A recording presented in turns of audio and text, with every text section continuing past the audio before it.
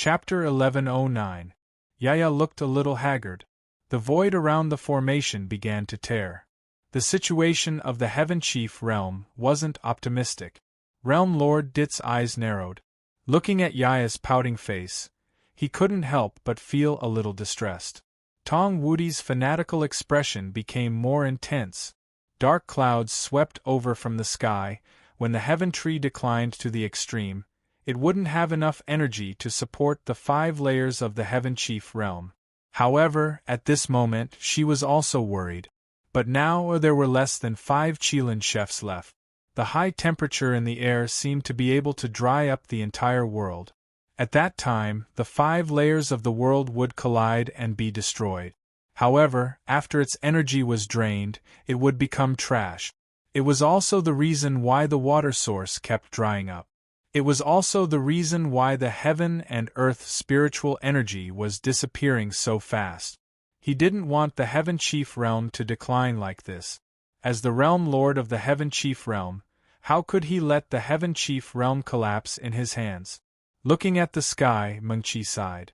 Many Heaven Chief realm lords had sensed the abnormality, and gradually, they became restless and chaotic. The corners of Yaya's eyes became a little moist. She knew how much pressure the realm lord was under. The Heaven Chief realm was the place to cultivate Heaven Chief realm. Without a water source, it only existed in name. A moment later, all kinds of sinister laughter resounded in the void. Tong family's mansion. The Heaven Tree in the space of the Heaven Tree had been cut in half, which damaged the will of the Great Path. The spirit of the Heaven Tree had fallen into a deep sleep. A rumbling sound echoed. Today, because of the disaster in the Heaven Chief realm, all they could hear were the roars of beasts outside the immortal city. Today, the Heaven Chief realm was in troubled times. What did Tong Wuti want to do? Yaya, continue to guard here and receive the messages from the city lords. This realm lord has something to do, Realm Lord Dit said. Although the experts of the Heaven Chief realm were in despair, they were still trying their best to fight against the beasts. Realm Lord Dit felt a little stifled in his heart as he punched himself in the chest. As long as the seed of the Heaven Tree sprouts, Realm Lord Dit would be able to plant it in the center of the Heaven Tree, emitting enough energy to allow the Heaven Chief realm to survive this crisis. 3 days. Bufang was puzzled. Under the arrangements of Realm Lord Dit, Mengqi was in charge of maintaining order in the Heaven Chief world. Mengqi knew the reason. And it wasn't just one level. Almost all 5 levels of the Heaven Chief world had erupted with ferocious beasts. The people in the immortal city instantly felt uneasy. A figure was sitting cross-legged there. Gongshu Baiguang let out a long roar, leading many experts to rush over. However, Tong Wuti didn't care. He raised his head, staring at the huge blood-colored array in the void. Are you the lucky one who received the inheritance of the 9 Revolution Nether Chef's clan's Qilin chef? Your aura is too weak. No wonder you lost to the trashy Heaven Chief realm's Heaven Chief. You've lost the face of our 9 Revolution Nether Chef's clan. He finally understood that Lu Mabai didn't lie to him. At its peak, there were hundreds of Qilin chefs in the Heaven Chief realm, and there were even legendary divine chef. Lu Mabai, who was sitting cross-legged, opened his eyes. The Heaven Tree was declining. The immortal tree that pierced through all 5 levels of the immortal tree, its leaves withered and fell, and cracks appeared on its trunk one after another. Boundless life force continued to spread out from the immortal tree. All of a sudden, he froze. The array spun rapidly, so fast that it was hard for the naked eye to catch it. I can't go to Earth Prison, but someone can. However, the problem now was that the seed of the Heaven Tree didn't show any sign of germination under his control. For the people of the Heaven Chief realm who believed in the Heaven Tree, the decline of the Heaven Tree was the real disaster. All the people in the immortal cooking realm were shrouded in panic. Realm Lord Dit's eyes were full of unwillingness, and there was even a look of fear. The disaster came too suddenly. He stood up, looking at Realm Lord Ditai with hope in his eyes. His figure was shrouded in a thick blood-colored light column, which moved and released a terrible aura. In front of the Heaven Chief restaurant, finally, it's done. As the array spun, it spread its mysteries. In the wooden house on the 5th level of the Heaven Tree, the array slowly dispersed. Do I really need to go to Earth Prison to find the spring of life? In just 3 days, many incredible things had happened in the Heaven Chief realm. All of a sudden, hearing the noise in the house, Yaya hurried to wipe the tears from the corners of her eyes. His eyes were filled with determination. Then, the disaster of the Heaven Chief realm was coming. His chance had come. The air became hotter and hotter, and even the moisture in the air seemed to evaporate as Realm Lord Dit's assistant. She knew the terrible situation of the Heaven Chief realm. After so many years, the Heaven Tree was in a state of decline. Otherwise, the number of Qilin chefs wouldn't have decreased. Bufang turned around, looking into the distance. Boom. Rumble. Boom. However, our arrival will let you know what a real monster is. Buzz, the formation above his head rotated and terrifying fluctuations spread out continuously. Now that the Heaven Chief realm was in chaos, it was the time for them to rise.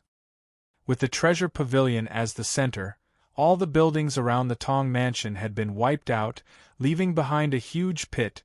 If the savage beasts broke through the city walls, it would be the real doomsday. The first layer of the Heaven Chief realm. Bufang furrowed his brows and bared his chest, revealing his fair skin. The savage beast tide was just one of the incredible things that had happened in the Heaven Chief realm in the past 3 days. It was a familiar feeling.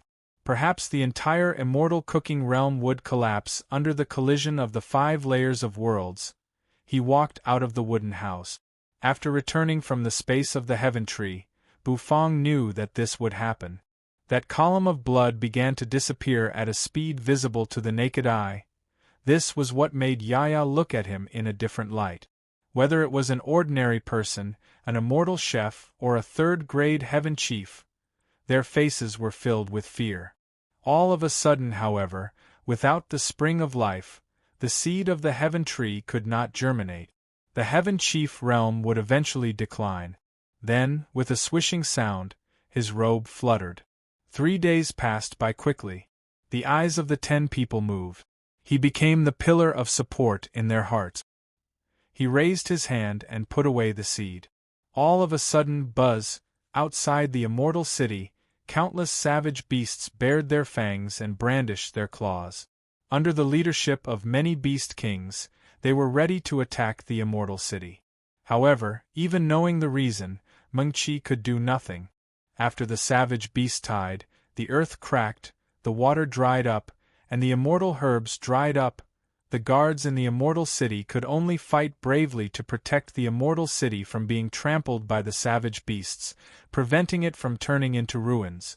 A moment later, blood-colored jade stones were shot out, smashing into the array. After 3 days of catalyzing, Realm Lord Dit felt that his true energy was almost used up. The business of the Heaven Chief restaurant was also greatly affected these days. There were pitifully few customers. He stuck out his tongue, licking his lips. He reached out his hand, rubbing Yaya's head. At this rate, in less than half a month, the entire Heaven Chief realm's water would be completely exhausted. Now, all kinds of bad news came from the city lords of the various layers. Realm Lord Dit took a deep breath. With the Realm Lord here, there was hope. Looking at him, Yaya's heart trembled, feeling a sense of despair. Realm Lord Dit's true energy was dissipating. Heroes were born in troubled times. If he wanted to stand out, he would only have a chance in troubled times. Today, the Heaven Chief realm could not leave him. He did not dare to go to Earth Prison. If he came back from Earth Prison, he would face a collapsed Heaven Chief realm. He would be in despair. Once the Heaven Tree seed had a problem, the Heaven Tree space would suffer a great loss. Food needed water to cook. Everything needed water. It was as if there was a ball of scorching flame hanging above everyone's head, roasting everything. It wanted to roast all the water in people's bodies. If the Heaven Tree continued to decline, the order of the Heaven Chief realm would collapse one day. At the moment of life and death, any order was just empty talk. 10 experts of different physiques appeared on the huge formation. Terrifying auras emanated from their bodies, and dense nether energy filled the air. Inside the treasure pavilion, it exploded with a bang. In the entire Heaven Chief realm, perhaps only Bufang's restaurant was still open. However, the Heaven Tree Seed was still emitting a golden radiance. There was no sign of it waking up or germinating. All of the energy gathered in the blood-red array formation that was constantly rotating above the figure's head. However, Bufang was not surprised. With such a disaster happening, the Heaven Chief realm was almost destroyed. If there were still people who came to eat in his restaurant, he could only say that it was awesome. It told him about the serious situation in the Heaven Chief realm. Damn it! Is the Heaven Chief realm really going to decline like this? There, a blood-colored column of light shot up into the sky, piercing through the clouds. It made the clouds swirl continuously, turning into a huge vortex. Lu Mabai exhaled, slowly straightening his body. 3 days. For 3 whole days, the treasure pavilion was filled with trash. Those trash were originally treasures filled with terrifying energy. It's okay. Don't be afraid. I'm here. Wait for me to come back. The leader's red eyes rolled, falling on Lu Mabai. The terrifying pressure made Lu Mabai feel like he could barely breathe. Yaya wiped her tears. The Realm Lord was working so hard. She couldn't feel despair or slack off. His eyes had a red light swirling like a vortex. Tong Wudi's eyes were burning as he looked forward. Realm Lord Dit was urging the Heaven Tree Seed to germinate. The golden Heaven Tree Seed was blooming with thousands of lights. In these 3 days, the entire Heaven Chief realm was in a state of chaos. And what made them panic was in the past, it was hard to see a beast tide. Now it actually broke out at the same time. The 5 layers had a beast tide at the same time. This meant that a disaster was happening. This was a disaster that everyone was afraid of. 2 days ago, the Realm Lord summoned the 5 layers city lords for a meeting.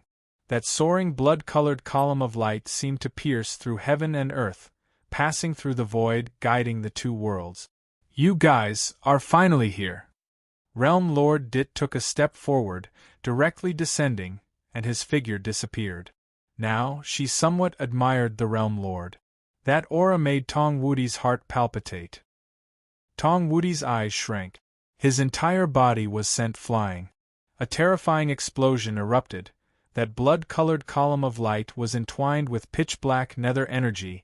After a while, Bufang's brows slightly furrowed. First was the beast tide. In these 3 days, Tong Wudi saw the changes in the Heaven Chief realm. Lu Mabai's hands drooped. Many people in the Immortal City in the first layer of the Heaven Chief realm also noticed this scene. It really felt like he was past his prime. He began to absorb the Earth's energy and resources to recover. Half of the Tong residence was destroyed in a day. In just 3 days, the rivers in each layer began to dry up. Riverbeds emerged, and the water source became less and less. The oppressive aura made everyone in the first layer of the Heaven Chief realm breathless. Fortunately, although she looked weak, her methods were thunderous, stabilizing the order of the Heaven Chief realm. Looking at the 10 experts on the array, her eyes were a little hot. At that time, they would not be able to resist the invasion from the Nether Prison experts. Bufang sighed softly. Terrifying waves spread. However, Mengqi knew that this was not a solution. In front of him, there was a seed of the immortal tree floating. A pitch-black crack spread, because he sensed a strange wave. That wave was like a ripple spreading, covering the entire sky. Although Realm Lord Dit usually looked like a fool, under such a situation, he was still calm in the face of danger, arranging everything in an orderly manner. Chapter 11:10. A terrifying aura diffused from the ruins of the Tong family's residence. In the sky, dark clouds gathered, and the entire Tong family's residence was shrouded in a terrifying pressure. In the middle of the ruins, a blood-red formation hovered in the air. 10 figures stood in the middle of the formation. These 10 figures were of different height. There were both men and women. The men were handsome and charming, while the women were beautiful and seductive. Each of them had their own unique style. Lumabai clasped his hands, standing below. He let the pressure from the 10 people blow on him, causing his black robe to flutter unceasingly in the black wind. His eyes gazed at the 10 people, excitement surging in his eyes. Tong Wudi stood in the distance, his body shivering. It wasn't because he was afraid of these people's strength. Instead, he was in awe of the confidence that this group of chefs exuded. Tong Wudi was also a chef. Moreover, he was a third-grade heaven chief. However, he was just an ordinary third-grade heaven chief. Facing these 10 people, he couldn't help but shiver. His heart of cooking path was about to collapse in front of these people. Too terrifying. This group of people. Are they the monstrous chefs from the dark nether cooking realm? The leader's words made Lumabai slowly raise the corners of his mouth. Indeed, they were the geniuses of the 9 Revolution Nether Chefs clan. So arrogant, however, Lumabai's face didn't change much. He was very confident in himself.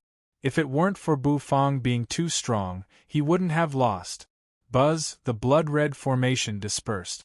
Then, the 10 people landed on the ground. The air is filled with a rotten smell. The Heaven Chief realm is constantly deteriorating. A child wrapped in a black robe said. His little nose twitched, and his face was very interesting. Indeed, it's a little different from what I had imagined. In the legends, the Heaven Chief realm is filled with immortal energy and immortal ingredient. Now it seems it's just like that. It's so barren. A curly-haired woman in sexy clothes chuckled. She rubbed her hair with her fingers, indifferently glancing around. Finally, his gaze fell on Tong Wudi in the distance. Tong Wudi instantly felt a wave of pressure fall on his shoulders. All right, stop fooling around. We didn't come to the Heaven Chief realm to fight. Just treat the Heaven Chief realm as a relic. We came here to obtain more resources, and also to teach those arrogant Heaven Chief a lesson. The leader said calmly. As soon as his words came out, the others immediately stopped talking. You're Lumabai? The leader asked as he looked at Lumabai. Kinro from the 9 Revolution Nether Chef clan? Lumabai didn't say anything. Instead, he asked for his name. The 9 Revolution Nether Chef clan sent you guys here? Lumabai furrowed his brows. We didn't come here to fight. The clan sent us to the Heaven Chief realm to train and show us the culinary skills of the dark nether cooking realm. That's enough. Kinro gave Lumabai an indifferent look, then continued walking. The 10 of them walked out of the deep pit of the Tong family's residence. Kinro saw Tong Wudi, a third-grade Heaven Chief. His competence wasn't bad, but his fragile heart of cooking path made Kinro feel a little ridiculous. Although he was a third-grade Heaven Chief, Kinro didn't put him in his eyes. Don't you know that the Earth Prison Dog exists in the Heaven Chief realm? Emo Shio was killed, and you still dare to swagger here? Lumabai said, looking at them. Then, a burst of laughter and clamor rang out from the group of 10. Don't worry. We didn't come to the Heaven Chief realm to fight and kill. We're all chefs, so naturally, we'll use our chef skills to solve it. We'll help you finish what you haven't finished. You're just a loser, so just watch quietly. The child spoke again, looking at Lumabai with a mocking gaze. Lumabai's face was cold. The Heaven Chief realm is divided into 5 layers. We have 10 people here, and 2 people will go to each layer. The Heaven Chief realm is now facing collapse, but the Heaven Chiefs are still very determined, holding on to the hope of the Heaven Chief. What we need to do is to break the confidence of these Heaven Chiefs. Kinro said, clasping his hands as he began to arrange. Except for Chilan chefs, you can challenge the other Heaven Chief realm chef. This will make your chef's challenge more powerful and complete. It's also an experience for you, said Kinro. Kinro didn't put the third-grade Heaven Chief in his eyes. In the dark nether cooking realm, The monstrous geniuses of the younger generation could already challenge Qilin Chef. To deal with a group of Heaven Chief, they were not afraid at all. You just follow the Golden Boy. Watch how the Golden Boy makes your opponents cry, Kinro said to Lu Mabai. Then, their figures blurred. After a flash, they disappeared, turning into a jet of light, shooting up into the sky. They should be heading to the higher layer of the Heaven Chief realm. The Heaven Chief realm was divided into 5 layers, and the first layer was the most barren land. Of course, Kinro and the others wouldn't go there. With the departure of this group of people, the whole immortal cooking realm was about to be shaken. After Kinro left, there were only 2 people left in the group of 10. One was a little boy, and the other was a curly-haired woman with a graceful figure. Lu Mabai's face was cold, and no one could tell what he was thinking. I heard that you got the inheritance of our 9 revolution clans Qilin Chef, but you lost to a chef from the Heaven Chief realm in a chef's challenge? You're really trash. The little boy grinned, his words full of ridicule. Without a doubt, he was the Golden Boy. Although he was just a little boy, he was full of arrogance. Lu Mabai didn't say anything. Take me there, quick. I want to see how powerful the Heaven Chief of our 9 revolution clan is. The Golden Boy said. In the distance, Tong Woody's face twitched. Looking at the little boy, Tong Woody suddenly felt that everything seemed to be a little different from the blueprint that Lu Mabai had drawn for him. Could this group of people really kill Bufang? Bufang pulled a chair, sitting in front of the restaurant. The warm wind blew, making the air very dry, as though all the moisture in the air had been sucked out. It was so hot and stuffy that people couldn't help but sweat just by sitting there. The business wasn't good these days, mainly because of the change in the Heaven Chief realm. However, these changes had nothing to do with Bufang. He was just the owner of a small restaurant. In the distance, the sound of footsteps arose. Bufang, who had narrowed his eyes, couldn't help but open them a little. Looking into the distance, he saw Gongshu Ban, Xianyuan Shehui, and the others. After knowing that Bufang had become the champion of the Heaven Chief competition, Xianyuan Shehui and the others couldn't help but be astonished. Especially Xianyuan Shehui. The first time she met Bufang was still vivid in her mind. But now Bufang had soared into the sky, and he was still struggling at his spot. The gap between the two of them was getting bigger and bigger. Because of the unforeseen event in the immortal cooking realm, almost all the immortal chefs had closed their doors. After all, even if they were open now, there might not be many who came to eat. Everyone was worried. Gongshu Ban, Xianyuan Shehui, and Bufang chatted for a while before leaving. They didn't stay in the restaurant for long. Bufang also wanted to get up and close the restaurant's door. He wanted to go to the kitchen to practice his cooking skills and to study new dishes.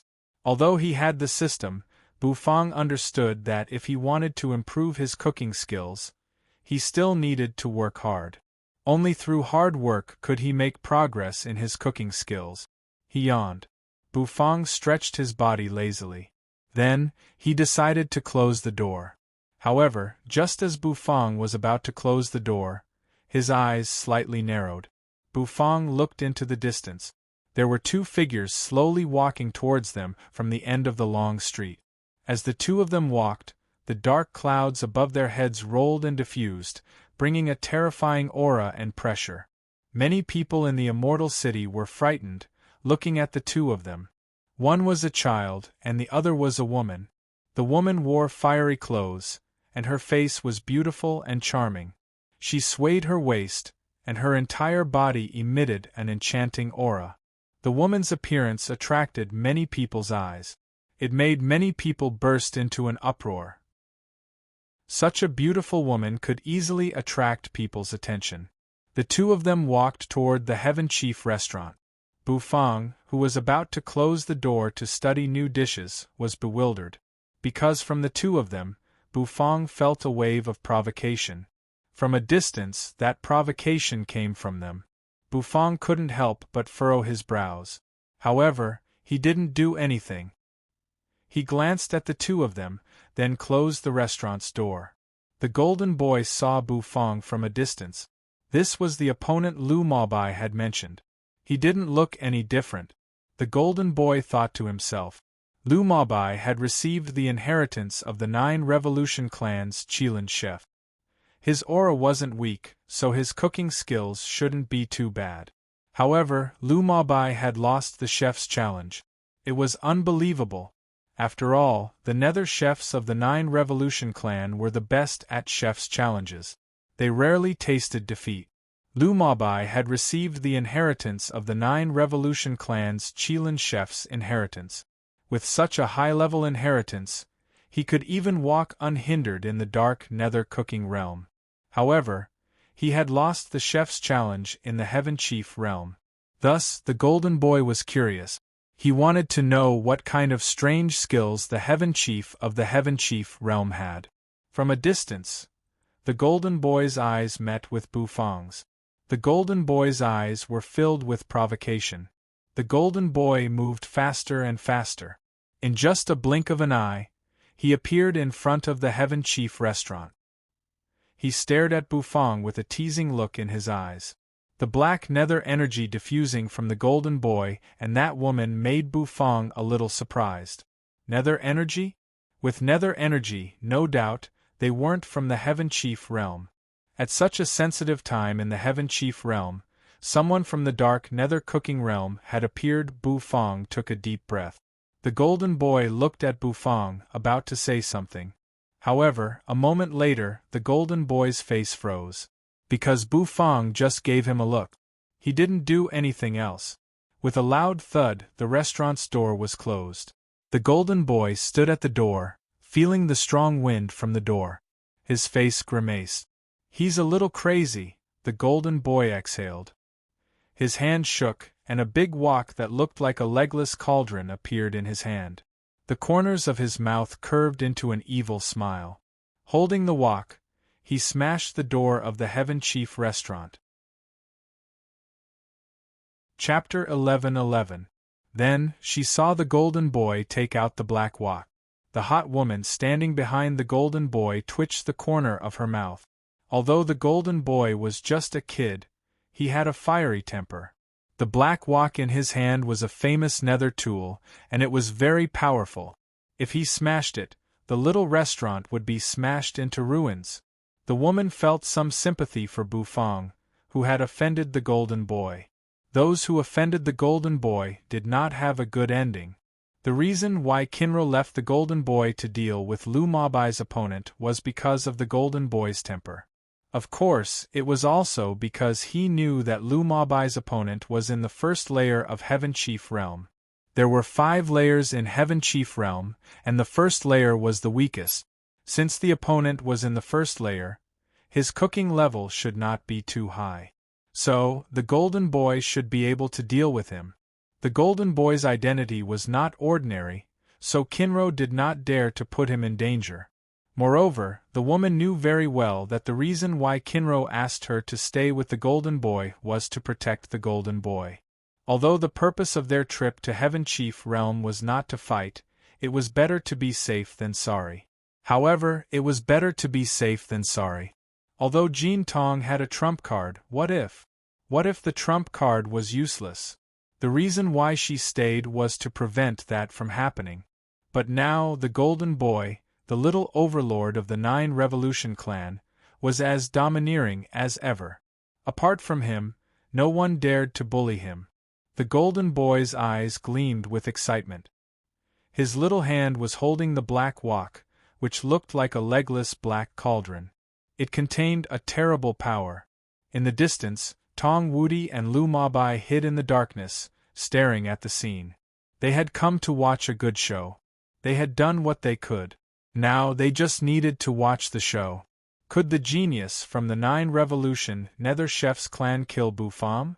With his hands behind his back, Lu Maobai stared at the 2 figures in the distance. His eyes flickered. "Break for me!" the golden boy roared. He lifted the cauldron-like black wok and smashed it at the restaurant's door. The woman behind him was watching a good show. She fiddled with her curly hair from time to time. This woman was very clear about the power of the cauldron. After all, this cauldron had an extraordinary origin. Boom! The wok smashed onto the door of the restaurant. The expected explosion did not happen. The restaurant was not razed to the ground by the wok. Because when the wok was smashed, the restaurant's door opened. A hand wrapped in bandages reached out and grabbed the cauldron that was smashing down. No one seemed to have expected that the restaurant's door would open today. Boom! A muffled voice resounded. This made Bufang frown involuntarily. When the other smashed the wok, he felt a huge force, which almost made him take a step back. However, the golden boy's power was still a little weak. As Bufang's cultivation base had increased, he was not afraid of him. His indifferent eyes glanced at the golden boy. Then, his hand slightly tightened. He flicked his finger. It hit the cauldron in the golden boy's hand. The cauldron was sent flying. "Don't cause trouble. Our restaurant's business hours are over. If you want to eat, come and line up tomorrow." Bufang retracted his hand, his face expressionless as he looked at the two. The golden boy exhaled. Holding the cauldron, he glared at Bufang. Line up? He actually wanted him, the monstrous genius of the 9 Revolution Nether Chefs clan, to line up? Even the Nether Chefs of the Dark Nether Cooking Realm didn't have the guts to make him line up. How could a trash Heaven Chief from the Heaven Chief realm have the guts to say such words? "You?" The golden boy glared at him, about to say something. However, there was a loud bang. Everyone was startled by his words. The golden boy was so scared that his mouth trembled. Then, like a cat whose tail had been stepped on, he became flustered and exasperated. Once again, the door was slammed in his face. This Heaven Chief really deserves to die. The woman standing behind the golden boy couldn't help but wear a strange face. This restaurant's owner really has a personality. He dared to talk to the golden boy like that, and he even slammed the door in the golden boy's face twice. However, the consequence of acting tough. This Heaven Chief couldn't bear it. The golden boy's body was surrounded by pitch-black nether energy. A moment later, the golden boy grabbed the black cauldron, fiercely smashing it at the restaurant's door. He had to smash this restaurant into pieces. However, when the cauldron approached the restaurant's door, it seemed to become weightless. It gently touched the door, making a clear knocking sound. Knock, knock, knock. The golden boy wore a bewildered face as he continued to knock the door several times. The rhythmic knocking on the door echoed. "I told you that the restaurant is closed today. Come early tomorrow to line up." Bufang's voice drifted out of the restaurant, making the golden boy clench his teeth in anger. The baby shouted angrily and lifted his leg, intending to kick the door open. He kicked down, and the moment he touched the door opened. The door opened. The golden boy's kick was too big, and he fell to the ground in a split. His face reddened instantly. However, before the golden boy could scream, his words stopped abruptly. He lifted his head, seeing the giant iron puppet. An iron puppet with lightning flashing in its eyes stared at the golden boy. "You! What do you want?" Looking at Xiao Bai's eyes flashed with lightning. The golden boy's voice trembled. "Troublemaker! You will be stripped as an example to others." Xiao Bai's mechanical voice arose. The woman behind the golden boy still had a playful look on her face. When she heard that, her face froze. A moment later, with a ripping sound, his clothes were torn. "Sister Ru! Save me!" The eyes of the Nether Chef, who was called Sister Ru, shrank. Then, in front of her eyes, a white ball enlarged unceasingly. At first glance, she was scared out of her wits. Jin Tong's clothes were completely torn off, and he was thrown out just like that. He looked like a little chick. Sister Ru hurriedly waved her hand. The black chef robe rolled, covering the golden boy's body. Then, the latter fell to the ground. The golden boy wore a loose chef robe, his face constantly changing from green to red. The chef robe was too big, making him look funny. Half of his sleeves hung down. You dared to tear my clothes. The golden boy gritted his teeth, grabbing the cauldron on the ground as he shouted. Xiao Bai stood in front of the restaurant, his mechanical eyes twinkling. Xiao Bai, if he makes trouble again, strip him and throw him away, Bu Fang's voice echoed from the restaurant. The golden boy's face grimaced. You dare to humiliate me? You trashy immortal chef, get out here! The golden boy was enraged, shouting unceasingly. No one had ever dared to treat him like that. All of a sudden, lightning flashed. The air seemed to be filled with electric currents that could slightly numb people's bodies. Xiao Bai suddenly appeared in front of the golden boy. His fan-like hand grabbed the golden boy's body. He wanted to grab the golden boy and strip him again. However, this time, Sister Ru made a move. She was arranged by Kinro to protect the golden boy, so it was normal for her to make a move. However, as soon as she made a move, her face changed. Because of the extremely powerful lightning energy in his palm, Sister Ru's face became extremely unsightly. Boom! A wave of air exploded. Sister Ru took a step back, her body feeling a little numb. What's that thing? She recognized that Xiao Bai was a puppet, but how could this puppet be so strong? The attack was stopped. Xiao Bai was a little bewildered. Then, his aura changed. The metal wings on his back opened with a clanging sound. A terrifying aura expanded from his body. However, before he could make a move, Bu Fang's figure appeared in the kitchen, neither hurried nor slow. Xiao Bai, come back. Bu Fang walked to the door, a steaming hot meatball floating in his hand. Xiao Bai was bewildered. Then, he retracted the metal wings on his back, calmly standing behind Bu Fang. Sister Ru and the golden boy came back to their senses. We're not here to fight with you. So, put away your puppet, Sister Ru said. We don't have any evil intentions. Do you believe what you said? Bu Fang looked at Sister Ru with an odd expression, saying calmly, I want to have a chef's challenge with you. Do you dare to accept it? The golden boy gritted his teeth. This fellow dared to strip his clothes and throw him out. It was a great humiliation. He, the golden boy, had never suffered such humiliation before. Chef's challenge. Bu Fang was bewildered. He didn't expect that the other party wanted to have a chef's challenge with him.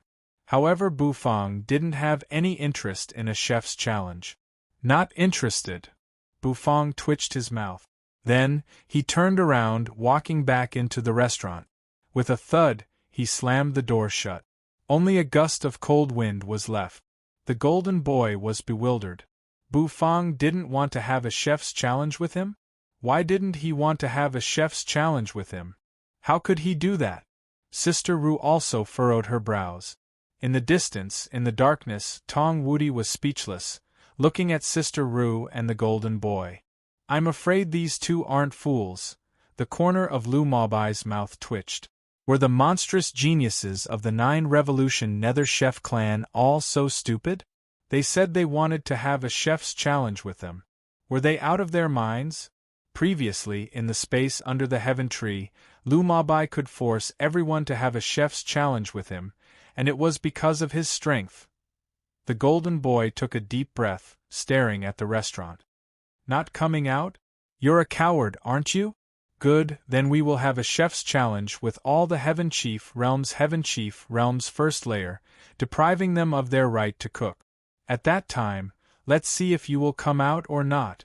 They are suffering because of you, Sister Ru said, staring at the restaurant's door. She crossed her arms over her chest, her curly hair falling on her forehead, fluttering in the wind. The golden boy straightened his neck and said, Right? The restaurant was silent for a while. Bu Fang didn't answer. The corner of Sister Ru's mouth twitched. She knew that Bu Fang had begun to be afraid. After a long time, a leisurely sigh drifted out of the restaurant. A moment later, a faint voice rang out. Here's a meatball for you, Sizzle. The restaurant's door opened. Then, a steaming golden meatball flew out of the restaurant.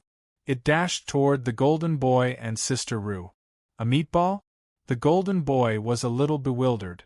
Looking at the golden meatball, His face was a little strange. After a moment of bewilderment, Sister Rue's face changed dramatically. Because she could feel the terrible energy contained in that meatball, when she saw the golden boy reach out his hand to grab the meatball, her face twisted. Boom! A booming sound rang out. Flames shot up to the sky.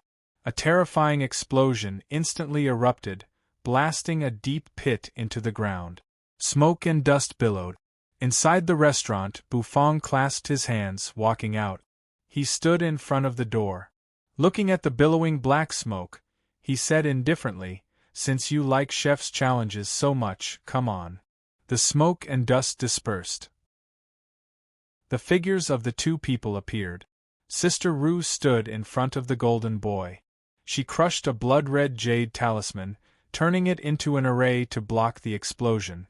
After a moment of bewilderment, the golden boy was furious. He was almost fooled by a meatball. That guy hid a hidden weapon in a meatball. How could there be such a treacherous heaven chief? Chapter 11-12. The bursting beef meatball didn't kill Sister Rue and the golden boy.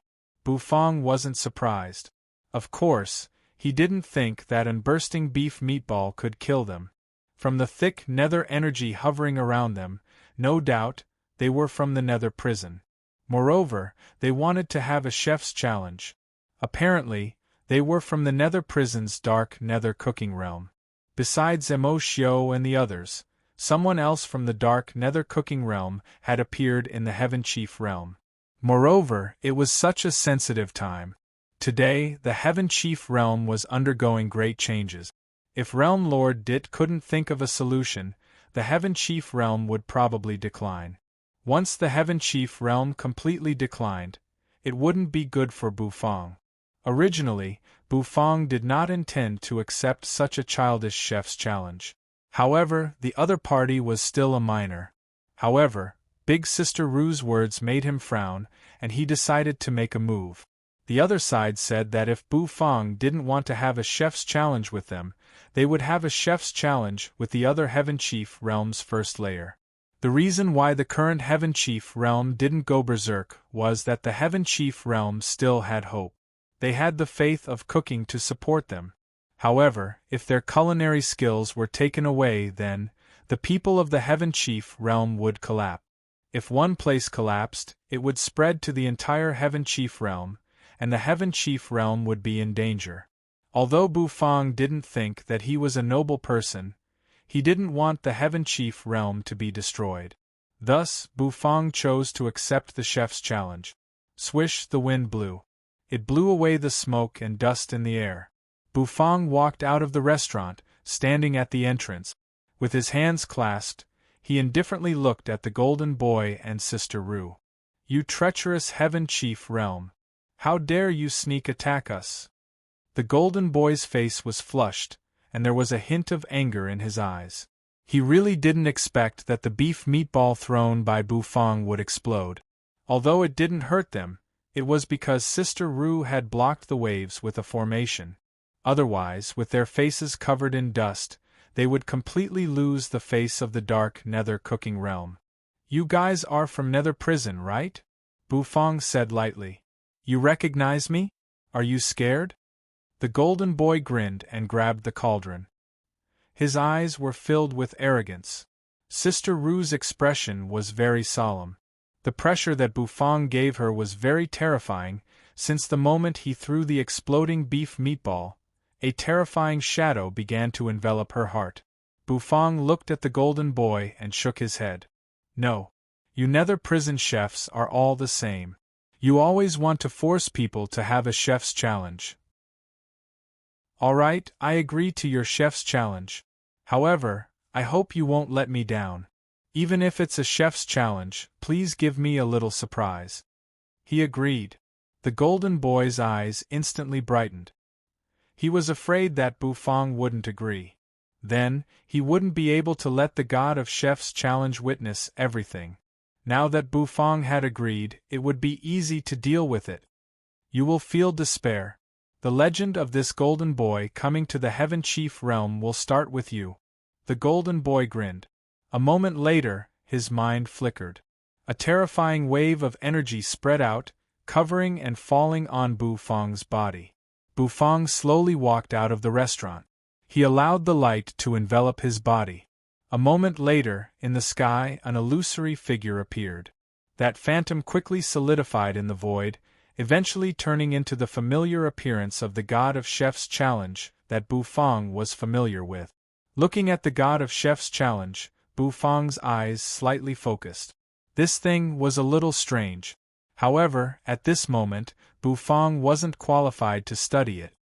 You agreed to the Chef's Challenge. You can't go back on your word. The golden boy seemed to be afraid that Bufang would go back on his word. Got it, wimpy kid. Bufang's face was expressionless. The golden boy seemed to be very sensitive when people called him a wimpy kid. After hearing Bufang's words, his eyes turned red. I'm not a wimpy kid. I'm the golden boy, the youngest first-grade nether chef of the 9 Revolution nether chef clan. The golden boy was like a cat whose tail had been stepped on, screaming in exasperation. Then you're still a wimpy kid. Bufang twitched his mouth. It sounded like he wasn't a wimpy kid anymore after becoming a first-grade nether chef. Bufang shook his head. Come on. I'm in a hurry. After the chef's challenge, I need to study a new dish. Bufang said. At this moment, the golden boy also calmed down. Sister Ru retreated to the side. The Heaven Chief's people also gathered around them. The Gongshu family's people came majestically. When they hurried to the Tong family's house, it was already in ruins. Following the traces, they came here. They happened to see this scene. Gongshu Ban was in charge of leading the team this time. Seeing a wimpy kid having a chef's challenge with Owner Bu, his face turned strange. Brother, are they having a chef's challenge? Gongshu Yun had returned to the first layer of the Heaven Chief realm a while ago. Thus, she didn't see the chef's challenge between Bufang and Lu Mabai in the Heaven Tree space. She didn't know how terrifying Bufang was. At this moment, she was worried about Bufang. Seems like this wimpy kid and that woman are the people Tong Wudi summoned after he destroyed half of the Tong family. As soon as they appeared, they came to trouble Owner Bu. I don't know if they're stupid or not. Gongshu Ban shook his head. Today, he had a fanatical admiration for Bufang. He was a monster from the lower realm. With his power, he had overturned the entire Heaven Chief realm. He had even defeated the Dark Nether Cooking realm. At this moment, he had more confidence in Bufang than he did in himself. All of you watch carefully. See how Owner Bu teaches that wimpy kid a lesson. Gongshu Ban asked the people of the Gongshu family to stop, watching the chef's challenge from a distance. Xianyuan Shehui and Xianyuan Xian watched from a distance, their faces complicated. Can Owner Bu win? That's an expert that Tong Wudi summoned after he destroyed half of the Tong family. If he's not sure, would Tong Wudi do such a stupid thing? Xianyuan Xian said worriedly. Xianyuan Shehui glanced at his sister and didn't say anything. Everyone knew how excellent Owner Bu was. She had confidence in Bufang. It seemed like he could feel the gazes from the surroundings. An excited look appeared on Jin Tong's face. He liked the feeling of being the center of attention, and he liked the satisfaction of being praised by everyone after he won. Wimpy kid, why are you smiling like an idiot? Prepare for the chef's challenge. Let's finish it quickly, Bufang said casually, looking at the golden boy, who was holding the cauldron and smiling foolishly. The golden boy pulled himself together, snorting coldly. A moment later, he waved his hand, and the kitchen utensils with black nether energy swirling around them flew out. As soon as those utensils appeared, waves of tool spirit energy diffused. No doubt those utensils weren't low-level.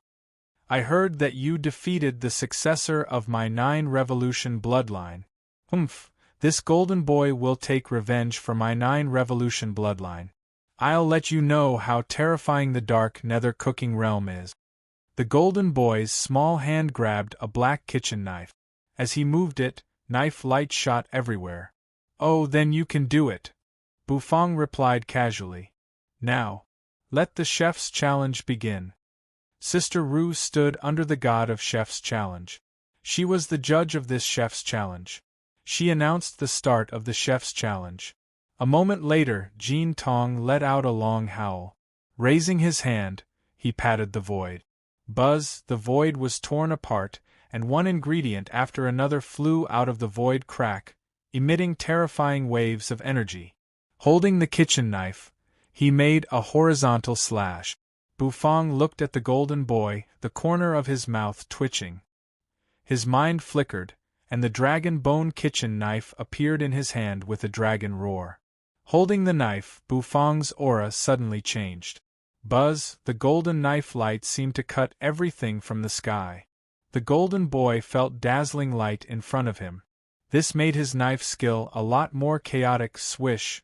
The golden boy took out a piece of red spirit beast meat.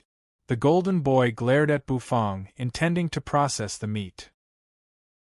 Holding the knife, the golden boy took a deep breath. Bufang looked at the golden boy. His palm sucked and released, and the knife in his hand spun. Then, the knife spun in his hand. Bufang's knife slashed.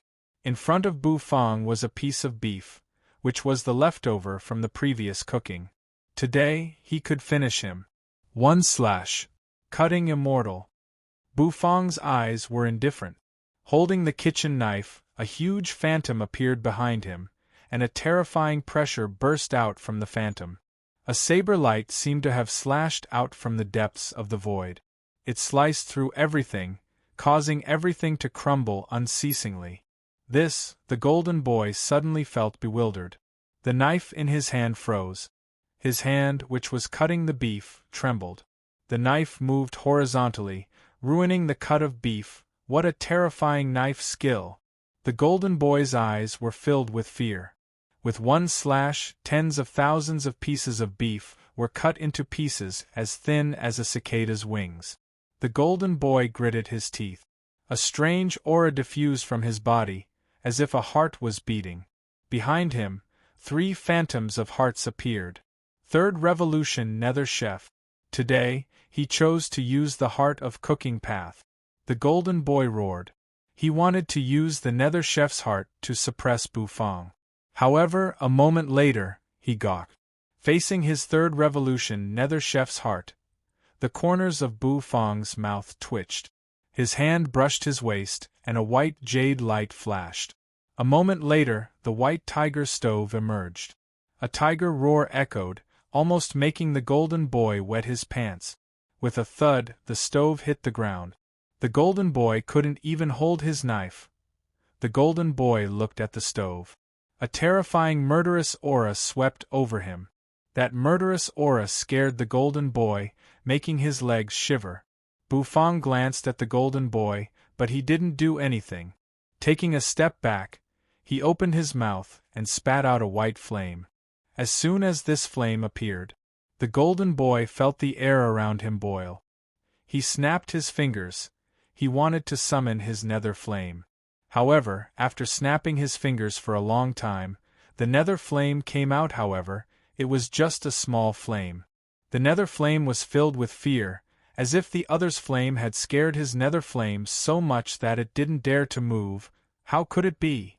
Bufang looked at the trembling golden boy, the corners of his mouth rising. Then, a beam of gold light shot out. The kitchen knife swiped, and the pieces of beef soared up into the sky, swirling around before falling into the Black Turtle Constellation Walk.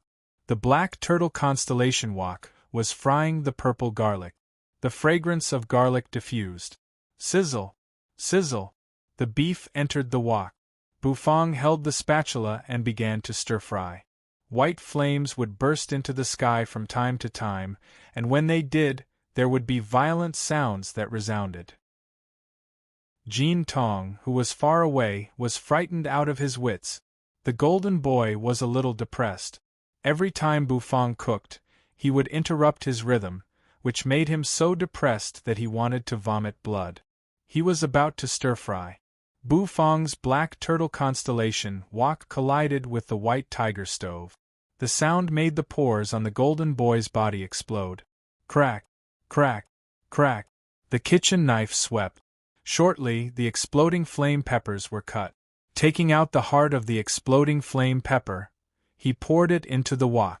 The other spirit herbs and ingredients were also added. Moreover, Bu Fong scooped half a ladle of abyssal chili sauce and poured it into the wok. He continued to stir-fry. The golden boy finally calmed down, continuing to cook. However, Bu Fong slapped the stove, making the golden boy's face change again. In the distance, Sister Ru looked at the golden boy, her face unsightly. She couldn't believe what she was seeing. The golden boy was completely subdued.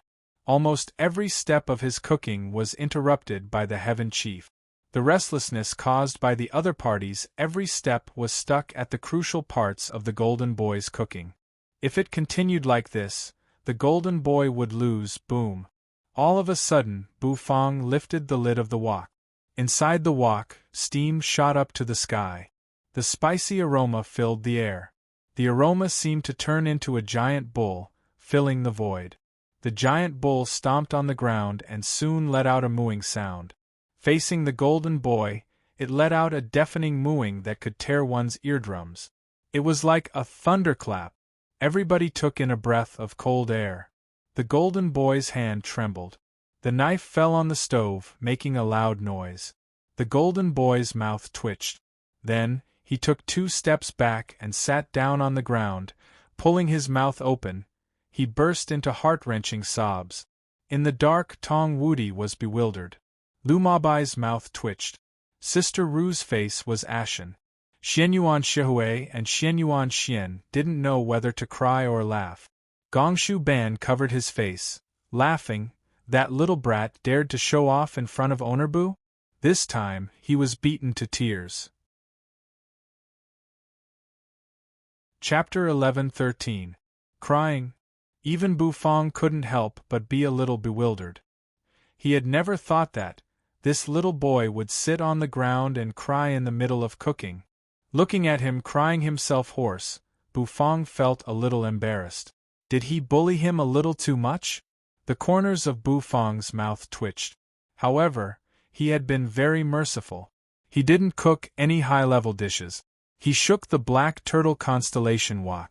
Steam rose from the wok, and the aroma lingered, forming the phantom of a giant bull, hovering above the wok. Bu Fong didn't do much. He took out a blue and white porcelain bowl and poured the food from the wok into it. Of course, this didn't count as a finished dish. Bu Fong looked at the crying golden boy. The corners of Bu Fong's mouth twitched. Was he trying to make a joke? The dragon bone kitchen knife appeared in his hand, spinning in his hand. Then, it slashed down. With a thud, it hit the white tiger heaven stove. The sound was so loud that the crying golden boy froze. Tears and snot ran down his face. He looked at Bu Fong, dumbfounded. Why are you crying? As a chef, even if you can't even hold your knife, you still have to finish the dish. Crying is the behavior of a coward. Bu Fong looked at the golden boy, his face cold. The golden boy was bewildered. Then, he raised his head and burst into tears. The golden boy felt wronged. This chef's challenge was a humiliating one. Not to mention the fact that he was scared by Bu Fong that he couldn't even hold his knife. Just the heart of cooking path from the other's body was enough to scare him to the point where he didn't dare to move. Every time he cooked something important, he would be startled, which made him so depressed that he wanted to vomit blood.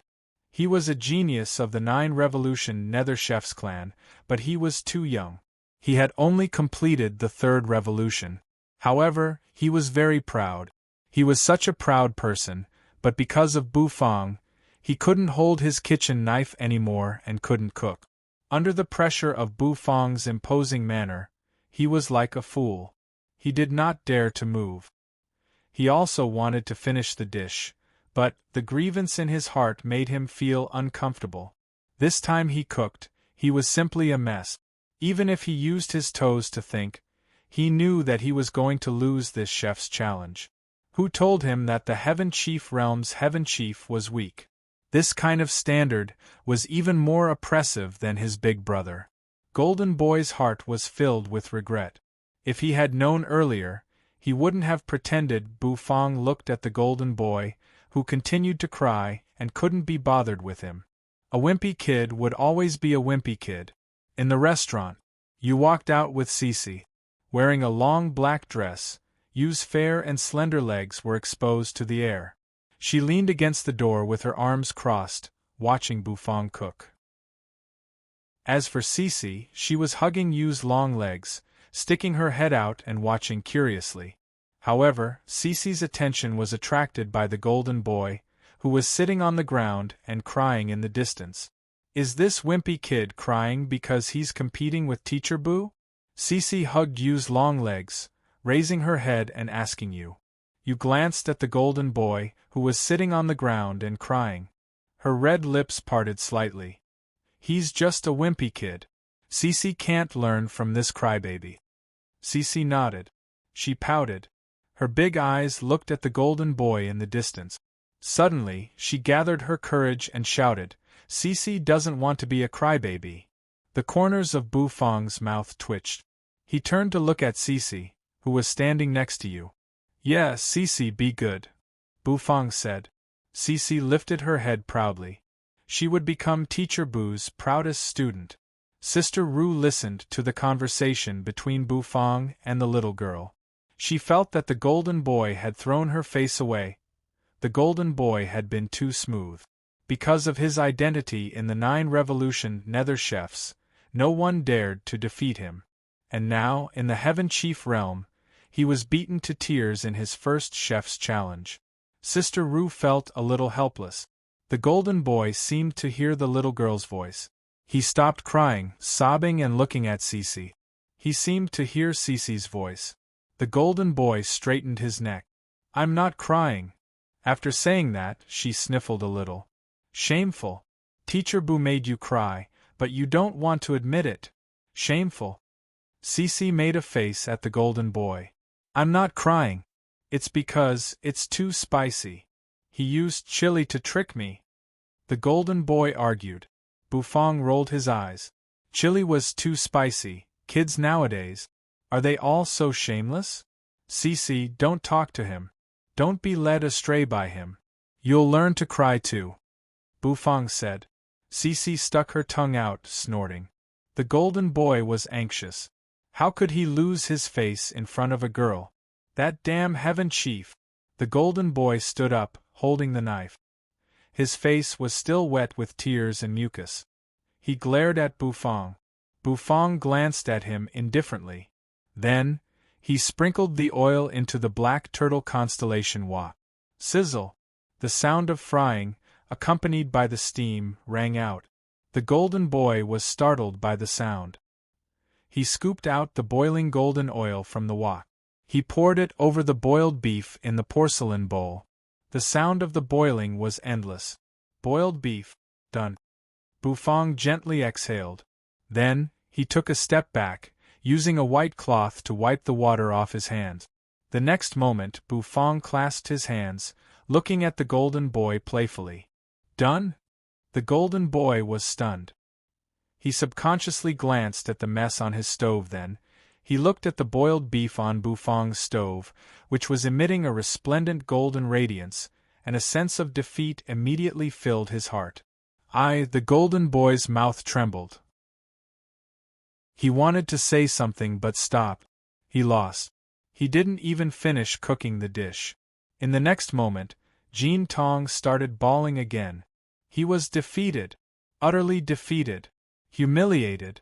He felt so wrong that he wanted to cry. Looking at the crying golden boy, Sister Ru's mouth twitched. Young Master Golden Boy, are you made of King water? Everybody looked at each other, not knowing whether to laugh or cry. Tong Wudi was bewildered. Then, he gave the embarrassed Lu Mabai a hateful look. Is this the trick that you said could kill Bufang? You invited them to be funny, didn't you? Tong Wudi was so angry that his face almost turned red from the anger. Lu Mabai opened his mouth, but he didn't know what to say. Did he just summon a bunch of clowns? And they were the monstrous geniuses of the 9 Revolution Nether Chef's clan. He was humiliated in a chef's challenge. It was so frustrating. Lu Mabai kept silent. He didn't want to talk. Rumble. Thunder clouds rolled over. Without a doubt, this was the lightning punishment that belonged to Bufang. Looking at the lightning punishment, the golden boy cried even harder. A clap of thunder reverberated. A moment later, lightning shot down. Xiao Bai soared up into the sky, starting to swallow the lightning punishment. This time, the lightning punishment was very normal. It was just 3 lightning punishments, but Bufang cancelled them out in a short while. After the lightning punishment ended, Xiao Bai looked like he was drunk, swaying. Without a doubt, Bufang won this chef's challenge. However, this was the most speechless chef's challenge that Bufang had ever experienced. Bufang didn't feel the slightest joy of victory. He only felt, not knowing whether to laugh or cry. Torturing a kid was the most boring thing. Bufang decided that he would never have a chef's challenge with a wimpy kid again. Even if he won, it wouldn't be honorable. The god of chef's challenge had decided the winner of this chef's challenge.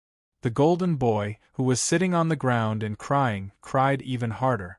Because 2 of the 3 revolution heart of cooking path in his body had been shattered. A chef's challenge, and he was beaten back to his original state. This cry lingered around the restaurant. The onlookers wanted to laugh, but they couldn't, so they held it in. Xianyuan Shihui and Xianyuan Xian didn't know whether to laugh or cry. They had worried about Owner Bu for nothing.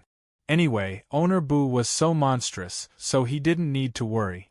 Holding the steaming hot boiled beef, Bufang glanced at Jin Tong, who was still wailing in the distance, and furrowed his brows. Don't cry. Bufang's figure flashed, appearing in front of the golden boy. He indifferently looked at the golden boy. If you lose, you lose. Crying won't help. You should think about how to not lose in the future.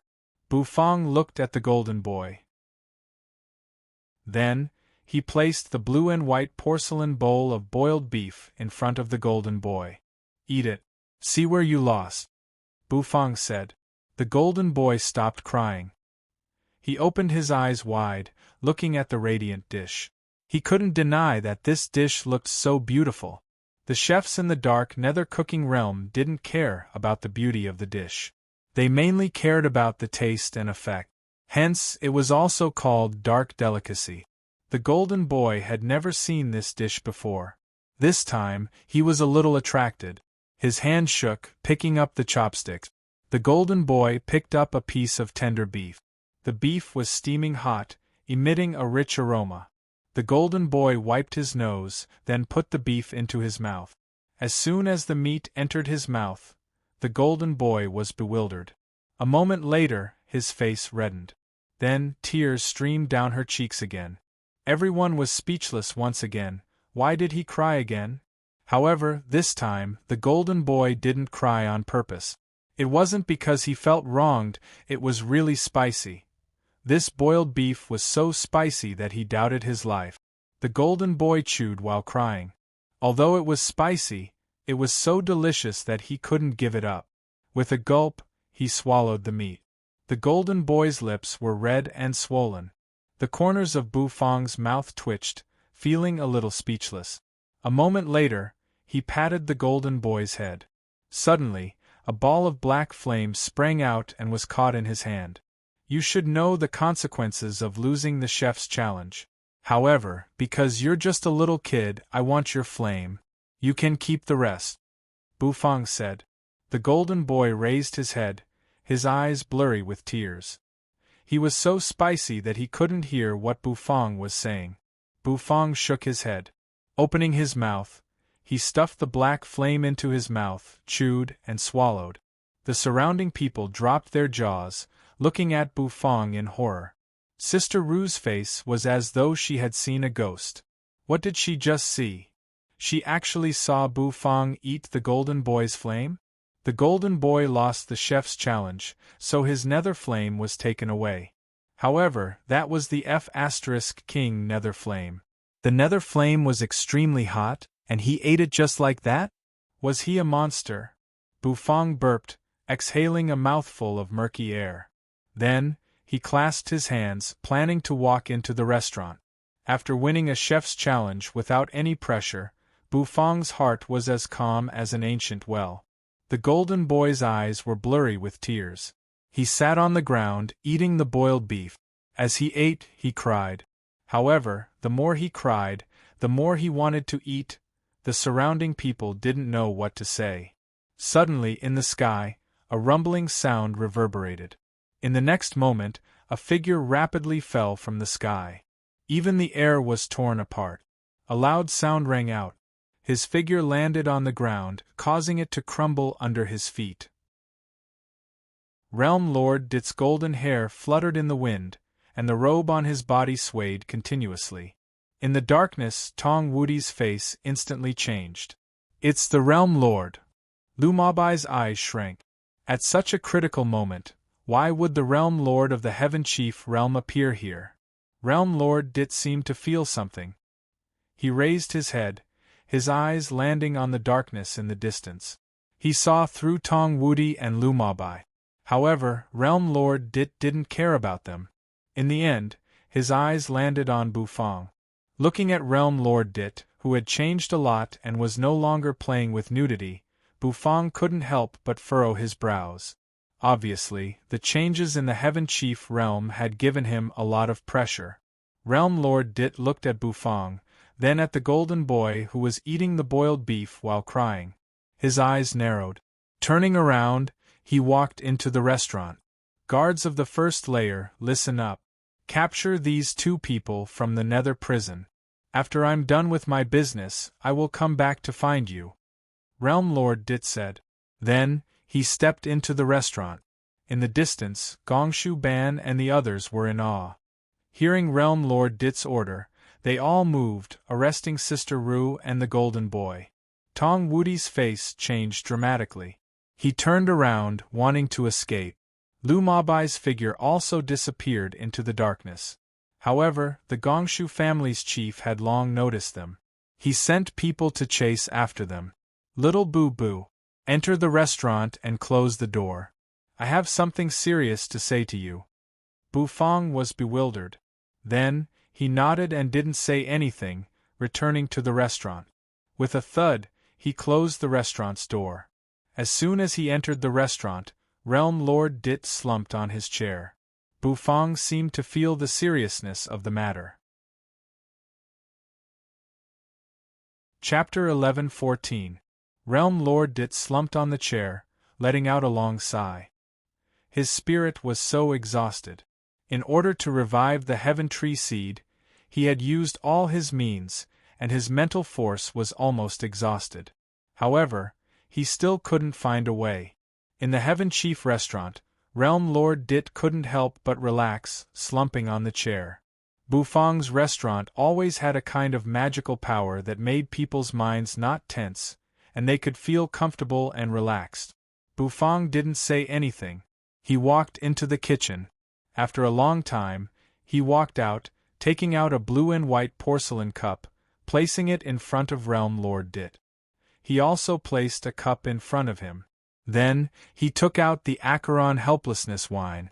Swish, the clear wine liquid shone under the light. Instantly, the rich wine aroma filled the air, teasing people's taste buds. Realm Lord Dit opened his eyes, looking at the wine. He couldn't help but look excited. "Good wine," Realm Lord Dit said sincerely. Bufang just twitched the corner of his mouth, not saying anything. The Acheron Helplessness wine could be considered the best wine that Bufang could take out so far. However, if it wasn't for Realm Lord Dit's tired face, Bufang wouldn't have taken it out. After all, Bufang didn't have much of this wine left, and it was quite troublesome to brew it. Pouring a cup for himself, Bufang put down the wine jar. On the other side, Yu also pulled out a chair and sat down, quietly looking at Bufang. Bufang thought for a while, then handed his cup to Yu, pouring another for himself. The wine aroma spread, completely filling the entire restaurant. Taking a deep breath, Realm Lord Dit felt his mind uncontrollably clear. Grabbing the wine cup, he gently took a sip. The wine flowed down his throat into his stomach, and the aroma circulated in his mouth. This caused Realm Lord Dit to be immersed in it. It had been a long time since he had tasted such good wine. Bufang also narrowed his eyes. The corners of his mouth curled up as he took a sip. Sometimes, tasting fine wine in silence was also a rare comfort and leisure. You held the wine cup with both hands and carefully took a sip. Then, her red lips parted and she exhaled. With good wine, how can there be no dishes to go with it? Bufang furrowed his brows. Then, his brows relaxed and he smiled. He walked into the restaurant. It wasn't long before the tinkling of bells resounded. Bufang placed a plate of kimchi on the dining table. Have a taste and see if it's tasty enough, Bufang said. Realm Lord Dit was instantly curious. He grabbed his chopsticks and took a small bite of the sour and spicy kimchi. The kimchi was crisp. It was sour, spicy, and fragrant. As soon as it entered his mouth, the sour juice in the kimchi was squeezed out by his teeth, wrapping his tongue and filling his taste buds. Crunch, crunch. As he chewed, he enjoyed the sour and spicy taste all over his body. Realm Lord Dit narrowed his eyes. A mouthful of kimchi and a sip of wine. This feeling was too wonderful for words. The three of them didn't say anything.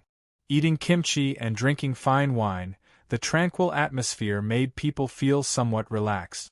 Cece pulled a chair and sat down, looking at the three of them. Her eyes were filled with curiosity. After a long time, the wine was finished, and so was the kimchi. Bufang put down his wine cup and exhaled. Yu's nose was a little red, which was caused by the spicy taste of the kimchi. However, her pale face was now blushing. She looked quite cute. All right, we've eaten and drunk. Now let's talk business. Bufang calmly looked at Realm Lord Dit. He knew that Realm Lord Dit had come to find him for something important. Otherwise, he wouldn't have come to him at such a sensitive time in the Heaven Chief realm. They drank some wine and ate some dishes. Realm Lord Dit seemed to feel a lot more relaxed. He also regained some of his energy. He looked at Bufang, smiling. Little Boo Boo knows me well. After drinking your wine, it made me recall a lot of things. Realm Lord Dit rubbed his chin, then moved his hand. A golden radiance appeared in his hand. It was 2 golden seeds. The seeds were surrounded by thick, immortal energy. The immortal energy rose and fell, drifting in spirals. The seeds of the Heaven Tree? Bufang pondered, looking at Realm Lord Dit suspiciously. These things can't be made alive. Realm Lord Dit glanced at Bufang, his face showing a wry smile. Didn't you say that these 2 seeds are alive? Bufang frowned. They are alive, but they won't germinate no matter what. Realm Lord Dit rubbed his golden hair, saying with a headache. I feel that they were damaged by your bursting pissing meatballs. Don't. We're on the same side. Don't push the blame to others. Bufang gave him a look.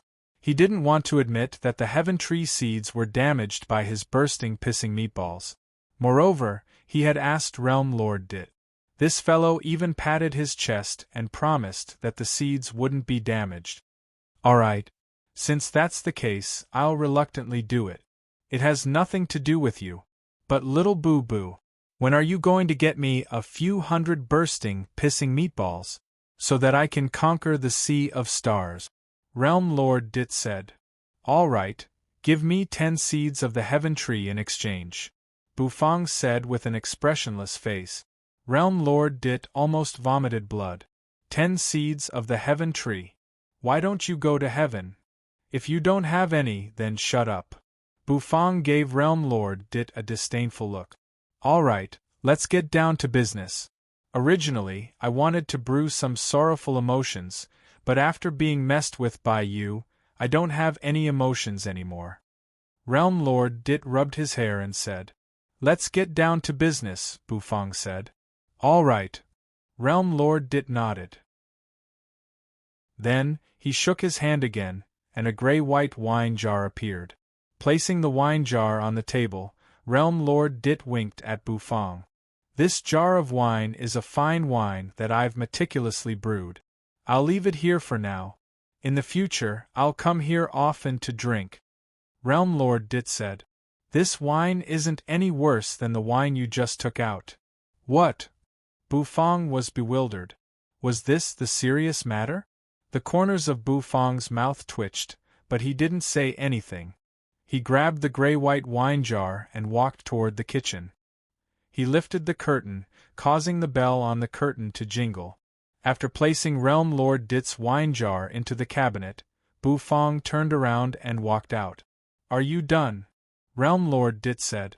Yes, can we get down to business now? Bufang nodded. Yes, I'll leave the wine here. This Realm Lord can rest assured. Even if the Heaven Chief world is destroyed, you can still keep my memories here. Realm Lord Dit said with a smile. Little Boo-Boo, what if the seeds of the Heaven Tree can't be planted? Realm Lord Dit said. Bufang didn't say anything, calmly looking at Realm Lord Dit.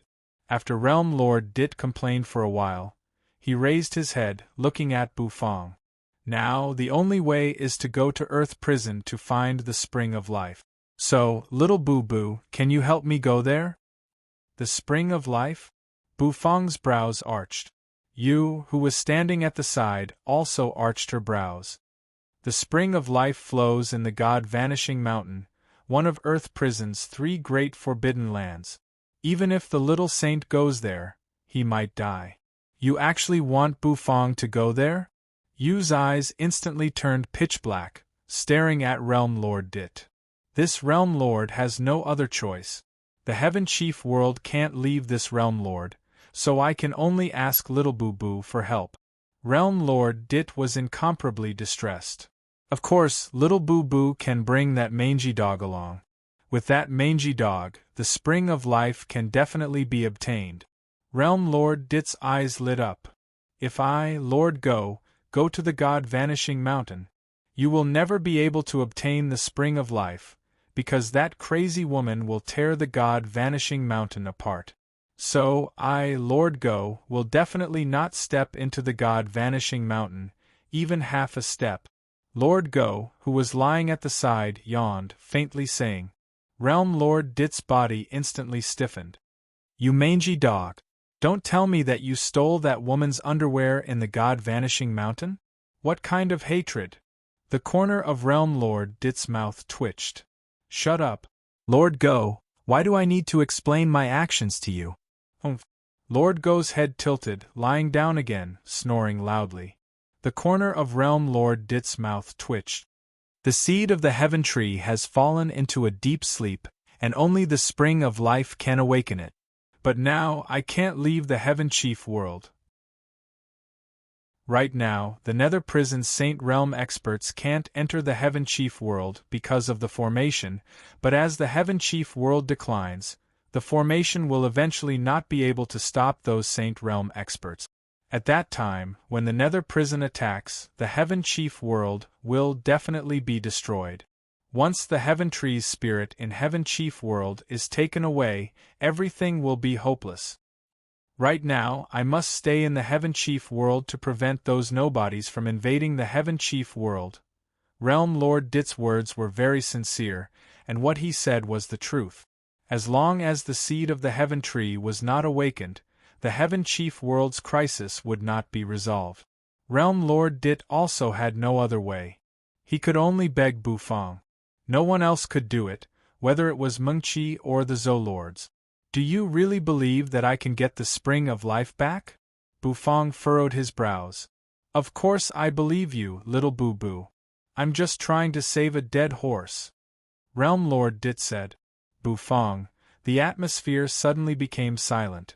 You didn't say anything. She had said what she should say. God-Vanishing Mountain was very dangerous. After all, it was a forbidden land in Earth Prison. If Bufang was determined to go, she wouldn't stop him. Bufang touched his chin. To tell the truth, he really didn't want to go. However, he couldn't just watch the Heaven Chief world collapse.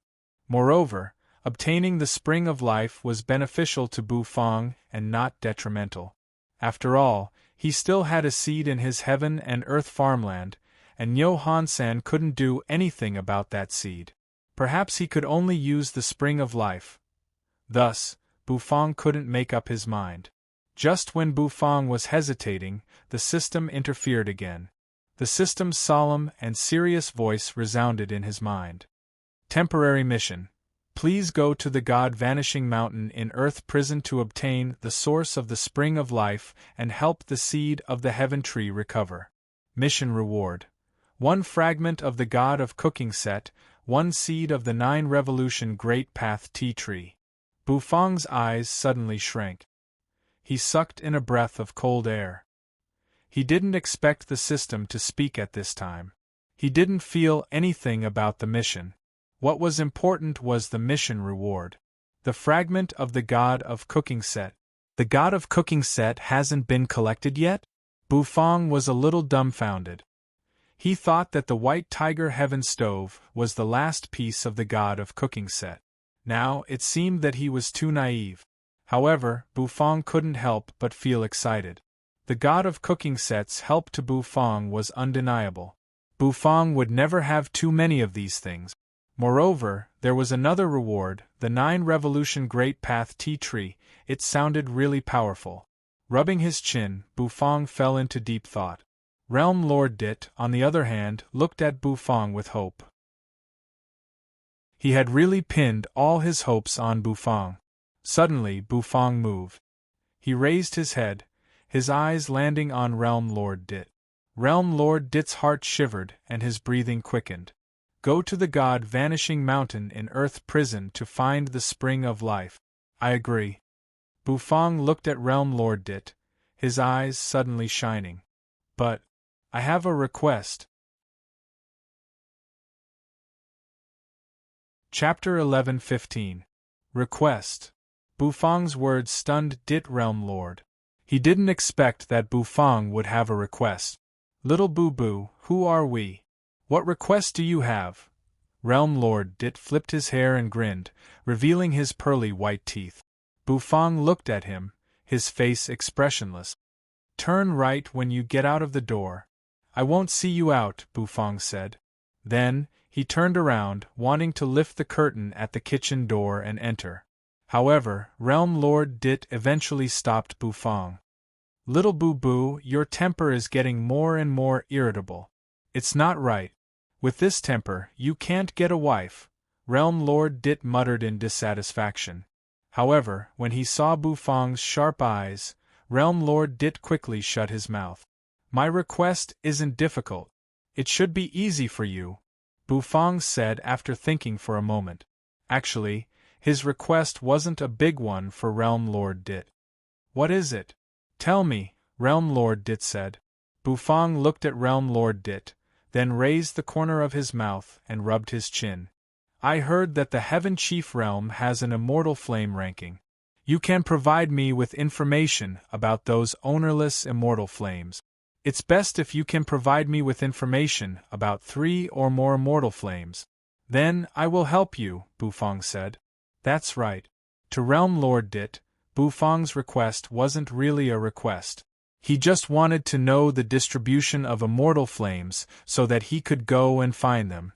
Now that he had obtained the ability to fuse immortal flames, Bufang naturally wouldn't give up the chance to fuse immortal flames.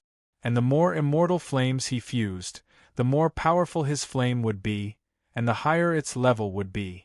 In the end, it might even surpass the number 1 celestial fire on the celestial fire list. Information about the immortal fire. That's not too difficult. I'll go back and ask Yaya to sort out the information about the immortal fire. When you return, I'll hand it over to you. Realm Lord Dit said solemnly. Bufang didn't say anything else. He just nodded his head, and the restaurant regained its tranquility. You wanted to say something but hesitated. She seemed to be unable to guess what Bufang was thinking. Perhaps Bufang still did not know how terrifying the God-vanishing mountain was, so the ignorant were fearless. However, the Netherworld woman had lived in hell for a period of time. She knew very well how terrifying the so-called Forbidden Lands were. Bufang, there's no need to say anything else. I've already made up my mind. Besides, you should trust me. I won't do anything that I'm not confident in. Bufang interrupted you, looked at you, and said with a smile, Nethery was taken aback. Then, her cold face became even colder as she nodded her head. Then, she could only trust Bufang. Little Boo-Boo, this realm lord naturally won't let you go to hell empty-handed. Hell's forbidden lands are filled with danger. How could this realm lord let you go in foolishly? Realm Lord Dit said with a smile.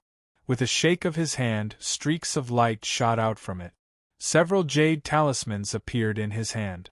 Handing the jade talismans to Bufang, Realm Lord Dit heaved a sigh of relief. These jade talismans are the life-saving measures this realm lord left for you. If you meet an opponent you can't handle, use these jade talismans to save your life. Of course, you can also summon this realm lord. This realm lord can run with you. Bufang didn't act pretentious or polite. With a move of his mind, all the jade talismans were collected by him. Regarding these things, he didn't have anything to be pretentious about. Is there anything else? Bufang put away the jade talismans, placing both of his hands on the table as he calmly looked at Realm Lord Dit. Realm Lord Dit seemed a little bashful. His eyes shyly looked at Bufang. Little Boo-Boo, with our friendship, can you give this realm lord some bursting pissing meatballs? I don't need too much, just a dozen or so, Realm Lord Dit said, blinking his eyes. No. Get lost. If you ask again, I will call the Lord Go. Bufang rolled his eyes. Realm Lord Dit was speechless. What a stingy kid, Realm Lord Dit muttered, then stood up. He had said what he needed to say, so he didn't have anything else to do here. Thus, after saying a few words to Bufang, he decided to leave. The main reason was that there were too many things to do in the Heaven Chief realm. He couldn't stay for long. Otherwise, just for the sake of Bufang's acheron of helplessness, he would hug the table leg and not leave. Little Boo-Boo, when are you leaving? Realm Lord Dit furrowed his brows, thinking for a moment before asking. He hoped that Bufang could leave as soon as possible to retrieve the Spring of Life. Otherwise, he wasn't sure how long the Heaven Chief realm could hold out. According to his estimation, the Heaven Chief realm could hold out for about a month. 1 month later, the Heaven Chief realm would completely collapse. And 1 month later, the array that the former Heaven Chief realm god chefs had set up on the Heaven Nether Bridge would almost collapse. At that time, the Bronze Gate would no longer be able to stop the Nether Prison experts. At that time, if the spirit of the Heaven Tree was still asleep, it would be a real disaster for the Heaven Chief realm. I'll prepare some things and then I'll leave. It should be tomorrow, Bufang said. Realm Lord Dit's eyes lit up. He gave Bufang a serious nod, then pushed the restaurant's door open. A creaking sound rang out. Finally, it closed with a bang. I'm counting on you. However, Realm Lord Dit had already walked far away. The restaurant regained its silence once again. I want to go too. You stared at Bufang with her pitch-black eyes, pursing her lips. No. Bufang lowered his head and tidied up the cups as he directly refused. His refusal left no room for negotiation. You furrowed her brows and said nothing, just looking at Bufang. You have a curse on you. Moreover, it's more convenient for me to move alone, Bufang said with a frown. You didn't believe Bufang's nonsense. You actually knew that Bufang was worried that after she entered Earth Prison, she would be captured by Yinglong and the other expert. After all, she had a curse on her. Although Bufang's dishes could suppress the curse, the effect was gradually becoming less and less obvious. Once Yinglong knew about it, you might never be able to leave Earth Prison again. Her red lips parted, exhaling a breath of white smoke. However, Bufang just twitched the corner of his mouth. He reached out his hand and patted Yu's head across the table. Be good. Wait for me to come back. I'll cook something delicious for you, Bufang said. After he finished speaking, he lifted the curtain of the kitchen and stepped inside with an empty cup in hand. Yu pouted, feeling very unhappy. Realm Lord Dit returned to the Heaven Chief realm. He issued a thunderous order. Instantly, the entire Heaven Chief realm was united. Together, they fought against those savage beasts. Many experts attacked the savage beasts outside the city wall. Terrifying attacks rained down. Countless savage beasts howled miserably, falling one after another. Some people even saw Realm Lord Dit in his golden armor, holding a kitchen knife. His knife seemed to slash down from the sky. Countless ferocious beasts were reduced to a pool of blood by this slash. The invincible Realm Lord Dit brought hope to the Heaven Chief Realm's Heaven Chief Realm. And during this period, the Heaven Chief Realm was also in an uproar. The main reason was that a group of monstrous chefs had begun to challenge the Heaven Chief Realm. Some Heaven Chief who failed the challenge had their heart of cooking path taken away, and they had lost their right to cook. The commotion caused by this situation made the entire Heaven Chief Realm restless. Some people were panicking. However, this panic didn't last for long. Realm Lord Dit had come personally and taken all the Nether chefs away. The immortal chefs heaved a sigh of relief at this. Many experts in the Heaven Chief Realm felt relieved. Realm Lord Dit was now the backbone of the Heaven Chief Realm. Since the Heaven Tree was declining, they could only rely on Realm Lord Dit to guide them. Kinro and the others didn't purposely cause trouble. No matter what, the Heaven Chief Realm's Realm Lord was a half-step saint expert. Although they came from Nether Prison, they didn't dare to be too presumptuous toward a half-step saint. Of course, they were waiting. They were waiting for the Heaven Chief Realm to decline completely. At that time, they would take action. After all, the Heaven Chief Realm had so many Heaven Chief Hearts of Cooking Path. Once they were all plundered, their Hearts of Cooking Path could reach the perfect 9 revolutions. This kind of 9th revolution wasn't the same as Lu Mobai's chaotic 9th revolution. Therefore, Nether Prison's Jean Luo and the others were quiet, just looking forward to the show in the immortal cooking realm. In the space of the Heaven Tree Realm Lord Dit's figure suddenly emerged. Today, the space of the Heaven Tree had turned into a ruin. The sky was gloomy and full of a sense of ruin. In the distance, the immortal tree that was originally glowing brightly had been chopped into 2 halves and turned into ruins. The spirit of the Heaven Tree had fallen into a deep slumber. The sleeping spirit of the Heaven Tree was constantly plundering all the energy in the Heaven Chief Realm to ensure that the Heaven Tree wouldn't wither. Of course, this was just robbing Peter to pay Paul. It couldn't solve the root of the problem. Once the energy in the Heaven Chief Realm was exhausted, the spirit of the Heaven Tree would die in its slumber. And the Heaven Chief Realm would decline completely. Whoosh! Realm Lord Dit's golden hair fluttered in the wind. He raised his head and looked into the distance. In his eyes, he could see a huge tree standing in the distance.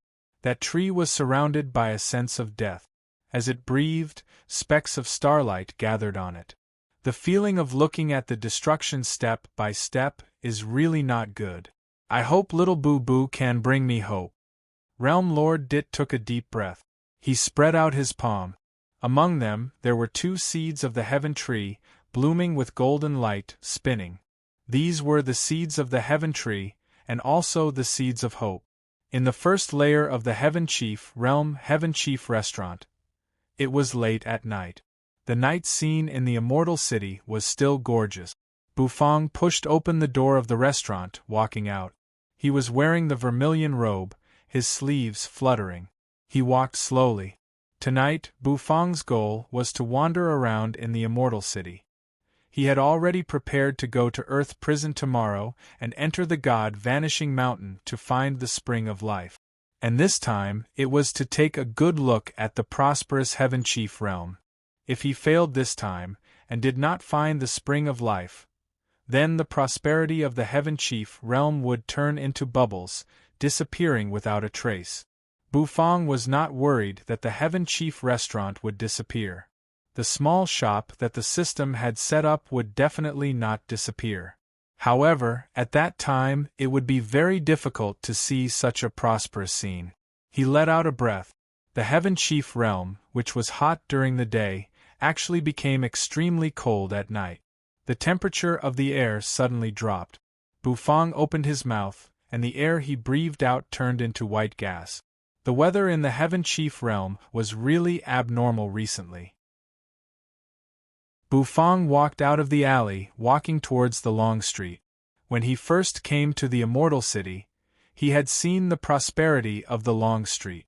It was late at night and the weather was very cold. However, on the long street it was incomparably lively. The lights were waning, and on both sides of the street, the sound of hawking resounded unceasingly. There were also the sounds of flames striking, as well as the sounds of pots flipping and frying. The air was filled with a thick aroma.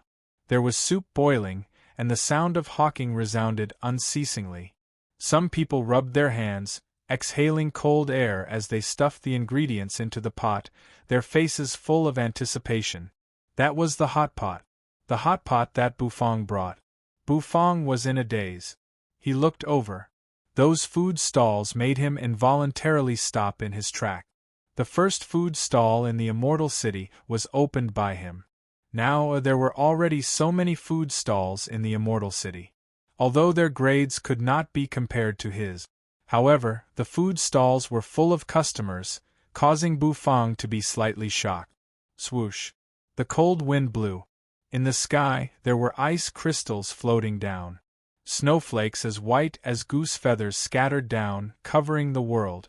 The whole world seemed to be covered with a layer of white cotton. Bufang reached out his hand, feeling the cold snowflakes fall on his hand and slowly melt. His indifferent face couldn't help but twitch.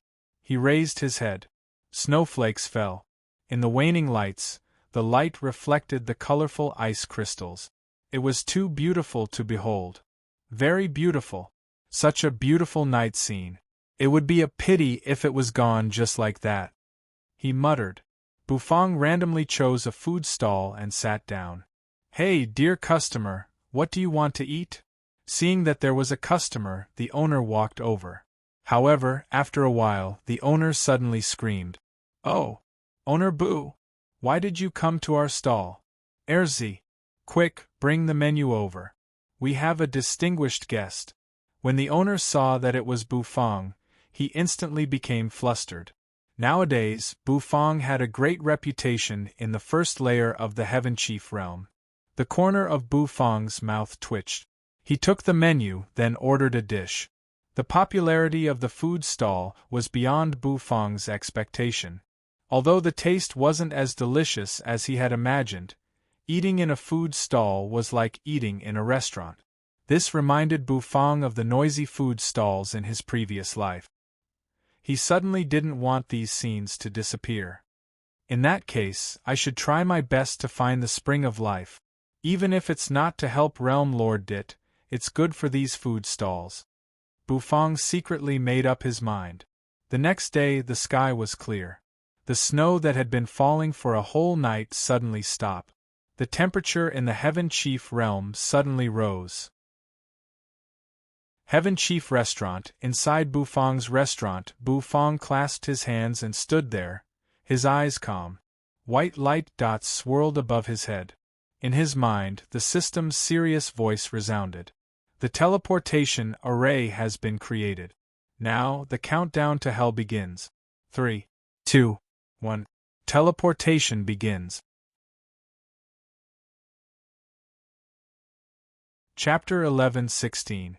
Buzz, a mysterious wave of energy diffused from the Heaven Chief Restaurant. Bufang stood at his spot. Above his head, white light dots hovered. The system's voice echoed in his head. Earth Prison Teleportation Countdown over. Teleportation begins. The system's voice faded. Bufang felt that the slowly drifting specks of light above his head had suddenly sped up. Each speck of white light seemed to be tearing the void apart. A mysterious wave of energy diffused from them. Bufang raised his head, looking at the white light dot. His eyes were a little misty. That light dot was the system's teleportation array. In the past, Bufang wasn't strong, so he didn't have a concept of it. Now, looking at the light dots, he felt a mysterious aura coming. That aura was a little like the Great Path, and also a little like the Principles. In short, it was very mysterious. Just when Bufang was about to investigate further, a figure suddenly appeared. A terrifying suction force burst out from the array. A moment later, a white light beam shot up into the sky. Buzz, boom! A loud explosion rang out. The white light beam seemed to turn into a javelin, shooting up into the sky, piercing through the entire Heaven Chief world. Every layer of the Heaven Chief world was a little bewildered. They looked up at the sky, looking at the light beam shooting up into the sky. They couldn't help but suck in breaths of cold air. Heaven Chief Restaurant Lord Go, who was lying on the ground, slightly opened his eyes. Looking at the white light beam, he snorted. You sat on the deck of the Netherworld ship, swinging her long, white legs. Looking at the white light beam, her pitch-black eyes reflected the light. No one knew what she was thinking. Heaven Chief World's first layer in the darkness, Lu Mabai's figure slowly emerged. His eyes stared at the white light beam, then he exhaled. Heaven Chief World's fourth layer city Lord Mengqi sat cross-legged in the clouds. Her immortal robe fluttered in the wind, making her graceful body look exquisite. She stared at the white light, her long eyelashes trembling. Then, she closed her eyes as if she was praying. Fifth floor of Heaven Chief Realm. In front of the wooden house, Yaya knelt on a cattail hassock and put her palms together. She lowered her head and squinted her eyes. She opened them sleepily and looked at the beam of light in the sky, her eyes filled with hope. Realm Lord Dit walked out of the wooden house. His golden hair fluttered in the wind as he stared at the beam of light. Yaya, go and gather all the information about the ownerless celestial fires on the celestial fire ranking. The day he returns in triumph will be the day we give him our gift, Dit said. Yaya was taken aback for a moment. Then, she stood up, responded, and stepped into the wooden house. Please, little Boo-Boo, if you can bring back the spring of life, this realm lord will treat you to a cup of wine, Dit murmured. After a while, he took another deep breath and covered his face in deep thought. No, 1 cup is too much. Half a cup. The white beam of light slowly dispersed. Bufang's eyes were in a trance. Soon, everything became clear. His feet were stepping on solid ground. Bufang couldn't help but exhale when he felt the sturdiness. The light completely dispersed, and Bufang could clearly see the scene in front of him, as well as his current location. System, where did you send me? Bufang furrowed his brows, asking the system in his mind. God Vanishing Mountain is a forbidden land in Earth Prison. The system can't directly send the host there. The host needs to go there yourself. This place is outside God Vanishing Mountain, Goddess City. The system's solemn and earnest voice resounded in Bufang's mind. Then, it quieted down and didn't utter a single word. Bufang was a little bewildered. Outside God Vanishing Mountain, Goddess City? Oh, what kind of place was that? Bufang rubbed the space between his brows. He suddenly thought of a serious problem. If I knew this would happen, I would have asked the Lord Go for a map of Earth Prison. Earth Prison is so vast. Where should I go? The system said that this place was Goddess City, but Bufang raised his head, looking around. It was a piece of wilderness, a wilderness where not even a blade of grass grew. This was the King Goddess City? Pulling the corner of his mouth, Bufang was a little speechless. Raising his head, he looked at the sky. In the sky of Earth Prison, there was a scorching sun hanging, blooming with light. The sunlight shone down, shining on Bufang's body, giving Bufang a warm feeling. It was very comfortable. Era seems to be in Earth Prison. If I can find him, I might be able to find God Vanishing Mountain. But, Bufang muttered, remembering that he did not know where Hades' Era was. If I take out a chili strip, will Era be able to smell it? Bufang thought for a moment. His mind flickered, and a strengthened chili strip instantly appeared in his hand. With his body as the center, a thick fragrance instantly spread out. Earth Prison, Hades' Palace. A rumbling sound rang out. The sturdy stone door slowly opened. Terrifying nether energy continuously surged out from the pitch-black cave. A silhouette slowly walked out of it, his pitch-black hair scattered in all directions. His handsome face carried a hint of cynicism and vicissitudes of life. At the entrance of the cave, there was a white-haired child waiting respectfully. Seeing Hades' Era walk out of the cave, Ty's eyes instantly lit up. Holding his clothes, he jogged over. "Congratulations, Your Excellency Hades. You have broken through another level. Of the 18 Ghost King passes that the old Hades left for Your Excellency, you have already broken through 10 of them. You have reached the old Hades's standard. Congratulations, Your Excellency Hades." Old Ty was incomparably excited. He felt that His Majesty the Netherworld King had finally grown up. His eyes instantly turned red, and there seemed to be a crystal-clear moisture spreading and flowing within them. It was as if a flood was about to pour out. Hades' Era took out a long, pitch-black rope, tying his hair. A lock of bangs fell in front of his forehead, covering Hades' Era's melancholy left eye. "Why are you crying? It's only 10 levels. Only 10 of the 18 Ghost King passes. There are still 8 levels left. Congratulations, my ass."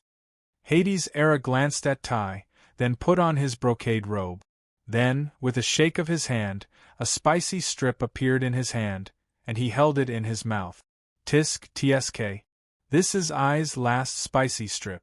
After eating this, I don't know how long it will be before I can eat another spicy strip." Hades' Era smacked his lips, pinching the spicy strip, moving it in and out of his mouth, enjoying the spicy and refreshing feeling of the spicy strip rubbing against his lips and tongue. Finally, he bit off a section of the spicy strip with his teeth, chewing it in his mouth. "Don't worry, Your Excellency Hades. Ty will go and learn how to make the spicy strip. I will definitely feed Your Excellency Hades until you become plump and healthy." Ty patted his chest, assuring. "Where's that stinky dragon, Inglong?" Hades' Era asked while eating the spicy strip. "A few days ago, Your Excellency Inglong left the Hades Palace with many prison overlord. It seems like he went to the Acheron River to report to the great sage Acheron." Ty said cautiously. "I knew it. That old man Inglong would go to the Heaven Chief realm to look for someone when he has nothing better to do. Someone must have snitched on him. As expected, it's great sage Acheron, that stingy old bastard. Didn't I just pluck an Acheron grass from him? Is there a need to shout about killing him?" Hades' Era curled his lips, stuffing the spicy strip into his mouth. Ty didn't say anything. The two of them walked out of the Demon King Pass, and returned to the main hall of the Hades Palace. Hades walked to the main seat and sat down. He smacked his lips, stuffing the last section of the spicy strip into his mouth. When he clenched his teeth, he seemed to hear the sound of his heart breaking. "I've finished the spicy strip. Life is no longer fun." Hades' Era clutched his chest, his eyes filled with melancholy. All of a sudden, Hades' Era's nose twitched. His body stiffened. Hades' Era's condition startled Ty. Did something happen? This smell. Hades' Era narrowed his eyes, stretching his neck. His nostrils flared, and a pink flush appeared on his cheeks. This smell. Hades' Era's nostrils twitched unceasingly. A moment later, his eyes opened, bursting with thousands of rays of light. This smell. There's no mistaking it. With a swishing sound, Hades' Era stood up from his seat. "It's the smell of the spicy strip. No. It's not an ordinary spicy strip. It was as though I could feel a raging flame. If the previous spicy strip was a toothpick, this spicy strip is a wooden stick." Hades' Era covered his face, suddenly laughing out loud. Ty's face was filled with fear. "Lord Hades, is he King crazy?" "Ty, go out with I. If I's guess is correct, the spicy strip has come to hell." "Oh no. Bufong, young man, has come to hell." Nether King Ha flicked the bangs on his forehead, his eyes shining. "Go out? I can't. Lord Inglong is coming back soon." Tai hurriedly waved his hand. But before he could finish his words, Hades' Era picked him up, clamped him under his armpit, and shot out. I'm not bringing you to other continents, this is hell. Don't tell me that as Hades, I don't even have the freedom of life? If old man Inglong is not satisfied, I will fight him. Fight until that stinky dragon is satisfied. The air was filled with Hades' Era's voice. And Tai's voice. Seems like it's useless. Bufang exhaled, putting away the spicy strip. Clasping his hands, he turned around and took a step. He had only done it on the spur of the moment. He didn't really think that he could use a spicy strip to summon Era. Era was Hades, not Lord Go. His nose shouldn't be that sensitive. Putting away the spicy strip, Bufang looked at the boundless wasteland. He didn't see the goddess city that the system mentioned. According to the system, if he wanted to find the god Vanishing Mountain, he had to find the goddess city. Standing there, he naturally couldn't think of a way. Thus, Bufang decided to go far away. A city couldn't just disappear into thin air, right? Bufang thought. Then, he took a step forward. One step forward. A moment later, Bufang was stunned. He lowered his head to look at his feet. He saw that the soil under his feet had suddenly changed. It turned into hands of mud. Those hands grabbed Bufang's feet, suddenly pulling Bufang down. What is this? Bufang was startled. The vermilion robe on his body suddenly changed, instantly turning scarlet. Flaming wings appeared on his back, trying to pull his body out. However, the effect wasn't obvious. Bufang furrowed his brows. His mind flickered. Instantly, a magic array appeared. As it moved, Xiao Bai and Xiao Opi appeared in the void. Pull me out, Bufang said to Xiao Bai. Xiao Bai's mechanical eyes twinkled. He nodded his round head, then landed on the ground. Xiao Bai's fan-like hand grabbed Bufang's palm. Suddenly Bufang and Xiao Bai were slightly stunned. A moment later, mud hands appeared under Xiao Bai's feet. Xiao Bai, with a dumbstruck face, quickly fell. Because Xiao Bai was holding Bufang's hand, the huge force pulled Bufang down. At this moment, Bufang suddenly had a feeling that he was tricked by Xiao Bai. Xiao Opi's compound eyes rolled. Then, he turned into a jet of gold light, landing on Bufang's shoulder. Swoosh. The ground moved for a while, then returned to normal. And Bufang, Xiao Bai, and Xiao Opi disappeared. Countless mud hands swayed in front of Bufang. Xiao Bai fell, his heavy body dragging Bufang down. All of a sudden, Bufang found that everything in front of him had suddenly become clear. Swoosh. The sound of the wind echoed in his ears. Boom. A loud sound echoed. Xiao Bai fell on the ground like a meteor. He flipped and got up, his fan-like palm rubbing his round head. Bufang gently landed on the ground. Raising his head to look ahead, his eyes narrowed in shock. Boom. Bufang lifted his head, and his vision instantly widened. Towering city walls stood tall, with rows upon rows of skyscrapers. An incomparably grand city suddenly appeared in front of Bufang. This is Goddess City? The corners of Bufang's mouth twitched then, a rumbling sound rang out. The tightly shut city gate suddenly opened. A dragon's roar immediately rang out from the city gate. The dragon roar lingered in the air, deafening. A moment later, countless figures flew out from the majestic city gate. In the sky, the rain of arrows that blotted out the sky drew an arc and poured down on Bufang's position. Chapter 11:17. Bufang stood where he was, a little dazed. He looked at the dense group of women riding dragons rushing out of the city gate in the distance. That's right. It was a group of women riding emerald-green lizard dragons. They held bows and arrows, shooting at him. A dense wave of arrows shot out. From afar, it seemed as if they had covered the sky, as if they had turned into a rain of arrows. It was very frightening. Men! Catch that man!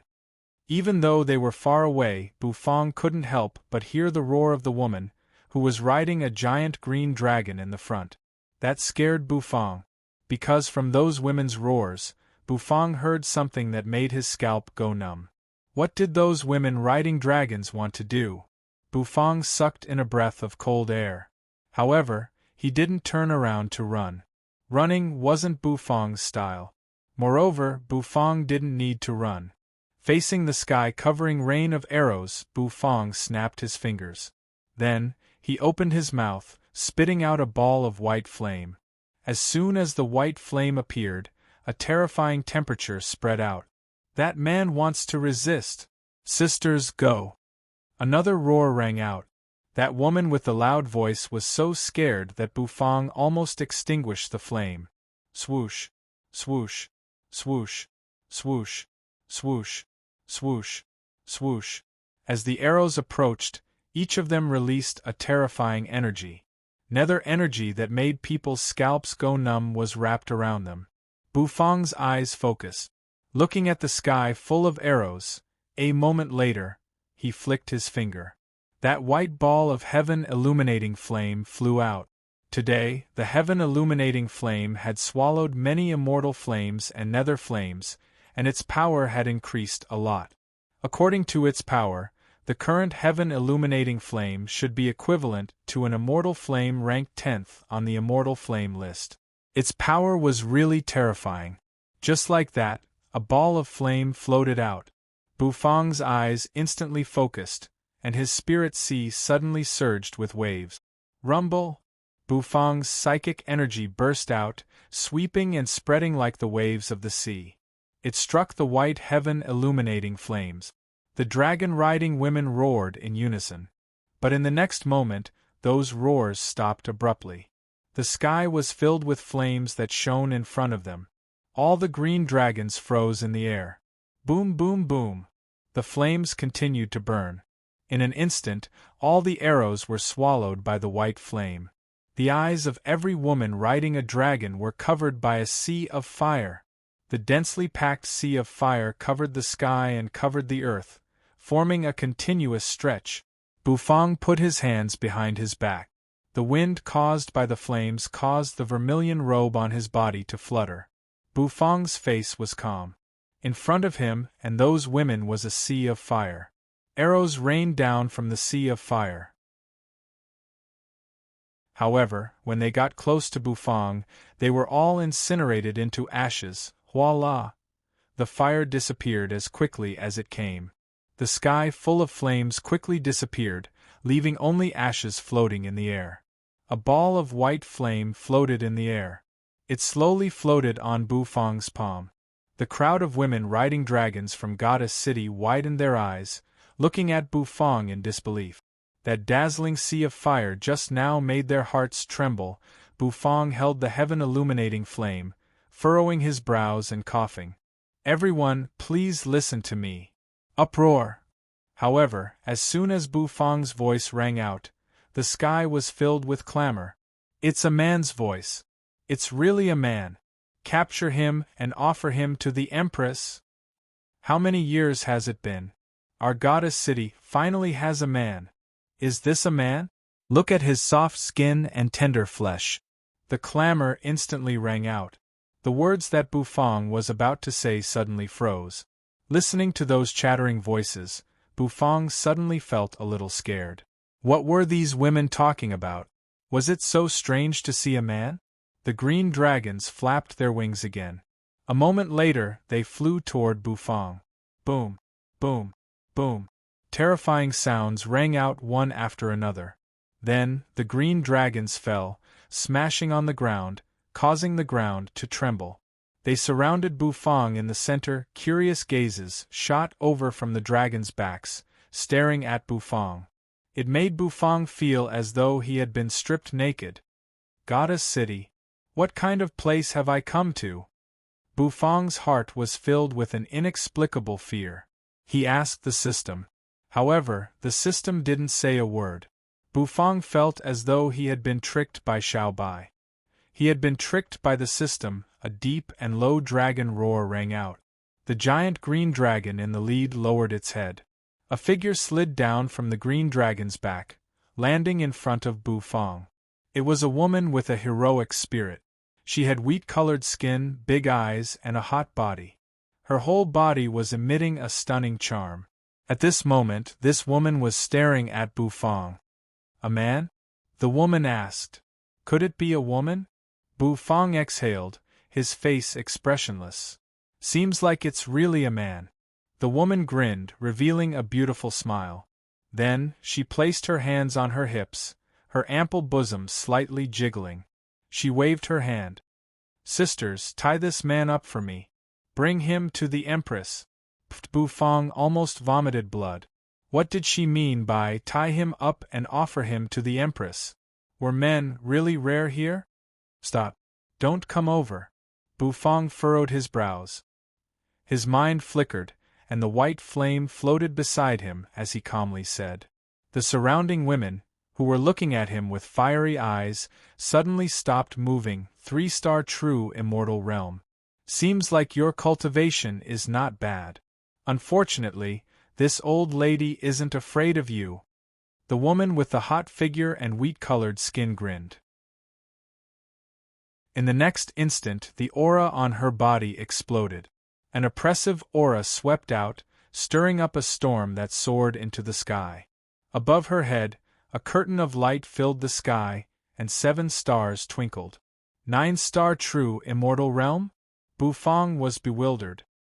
He didn't expect that this woman's strength was similar to that of City Lord Mengqi of the Heaven Chief realm. I heard that you men like to reason things out based on whose fist is bigger. Do you want this old lady to reason with you? The woman shook her ample bosom, teasing him. Don't mess around. I'm afraid that I'll scare you. Bufang exhaled, looking at the woman. Men are indeed the same as what's recorded in the ancient books. They all like to talk big. General Dami Hayashi. Conquer this man. General Dami Hayashi, use your long spear to conquer him. Men are so stupid. A wave of coquettish voices resounded in the surroundings once more. Bufang was somewhat speechless. These women were really strange. It was as if they hadn't seen a man for hundreds of years. The beautiful woman called Dami Hayashi couldn't wait. She rubbed her palms, her eyes filled with excitement.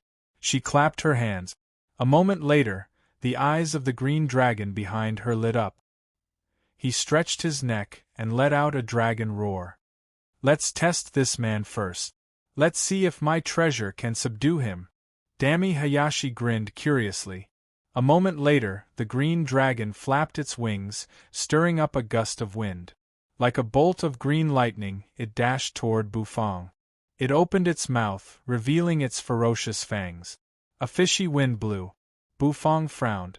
Feeling the pressure, the corners of his mouth couldn't help but twitch. His mind flickered. Green smoke twirled in his hand. Then, the gold dragon bone kitchen knife appeared in his hand. He slightly raised the knife, pointing it at the approaching green dragon. Bufang looked at it, tilting his head. Then, a dragon roar reverberated from the dragon bone kitchen knife. Deafening roar. The dragon roar shook the sky. The green dragon that was pouncing over suddenly trembled and directly knelt on the ground. It folded its wings and trembled. The other green dragons also knelt on the ground. They let out a deep dragon roar. As soon as the dragon bone kitchen knife appeared, tens of thousands of dragons knelt. Dami Hayashi was shocked. She didn't expect this man to have such a trick. It seemed this man wasn't ordinary. What was his purpose in coming to Goddess City? For a moment, Dami Hayashi felt a sense of crisis. Her hand shook, and a pitch-black spear fell into her hand. She swung the spear. The sharp energy shattered the air, pointing at Bufang. Dami, stop. Invite this mister into the city and treat him well. Just as Dami Hayashi was about to turn hostile, instantly, a gentle voice drifted out. Dami Hayashi was bewildered. This was the Empress' voice? The Empress invited this man into the city? Dami Hayashi's face revealed a suspicious look. However, she didn't dare to disobey the Empress' order. Then, she put away her spear, and a hint of suspicion appeared on her beautiful face. Mister, the Empress invited you into the city.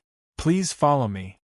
Lin Damei let out a sigh, suppressing the doubts in her heart, and said, Could it be that the Empress wants to open the legendary harem? Dami Hayashi suddenly thought of something, looking at Bufang with bright eyes. Bufang was bewildered. Was this woman sick? She was acting like a lunatic. Lead the way. Bufang wasn't surprised, saying casually. Dami Hayashi stuck out her tongue, licking her pink lip. Her ample bosom shook. Mister, please follow me. Dami Hayashi's voice changed. Swaying her body, she led Bufang toward the city gate. The troops brought the green dragons back to the city.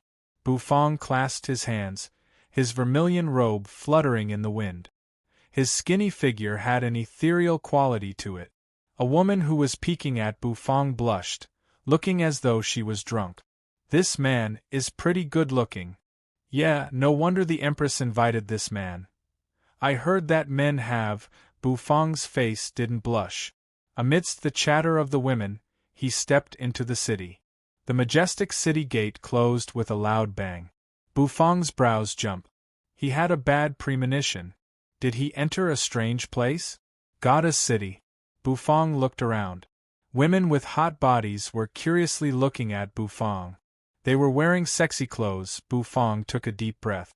His hand shook, taking out a spicy strip and putting it in his mouth. He didn't say anything.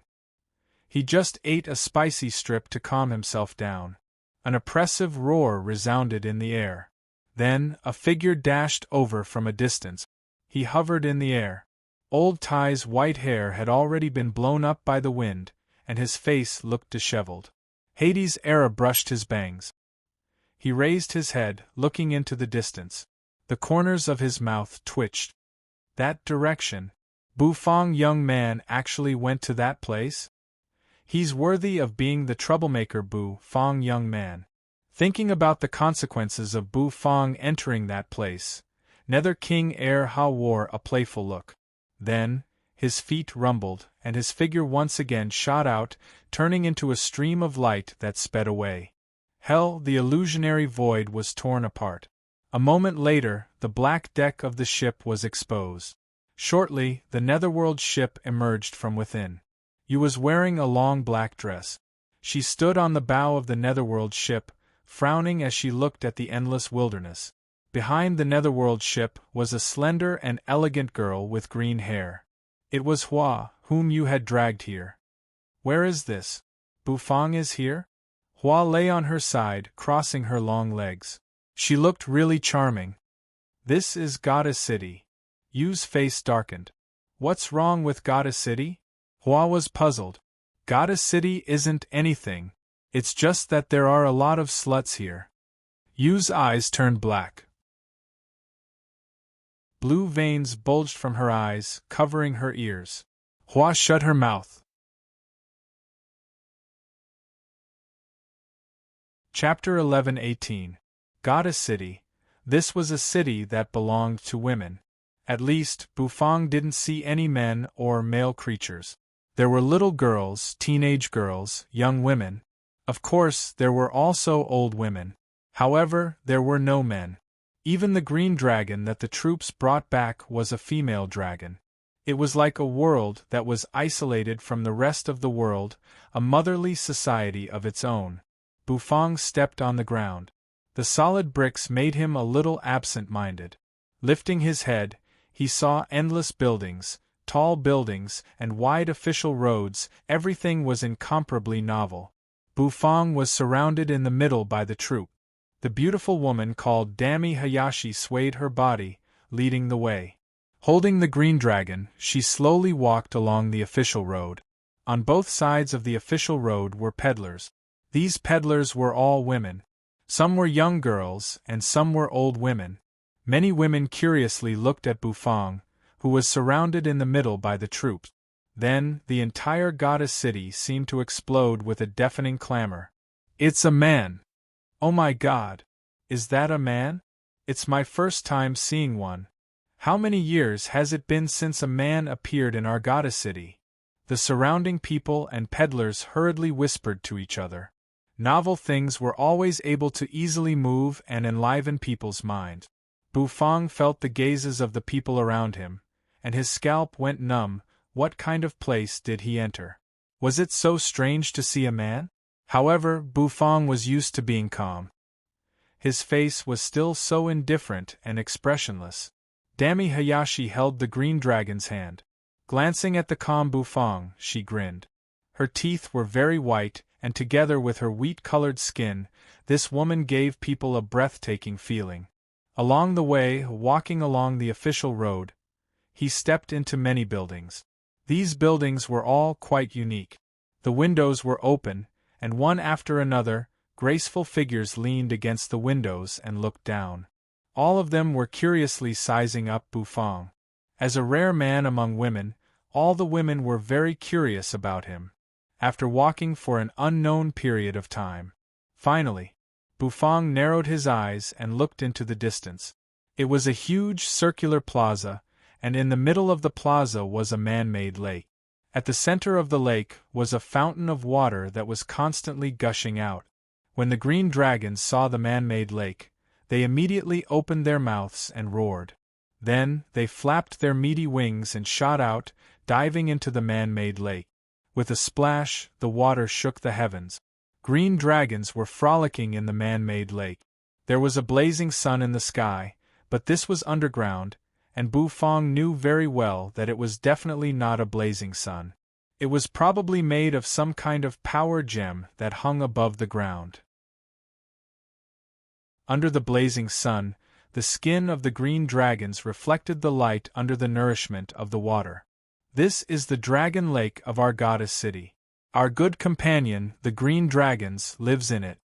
Dami Hayashi looked at Bufang and said. Bufang nodded. These lizard dragons were of a good level, much stronger than the flood dragons Bufang had seen before. Without a doubt, these lizard dragons had more true dragon blood flowing in their bodies. However, in Bufang's eyes, these green dragons were just some good ingredient. Her Majesty the Queen wants to see you. Come with me. Dami Hayashi seemed to feel that Bufang didn't care. This made her a little angry. The green dragons were their companions, and they were the pride of their army. The rest of you stay here. We caught a man today which is worth celebrating. Tonight, this general will treat you.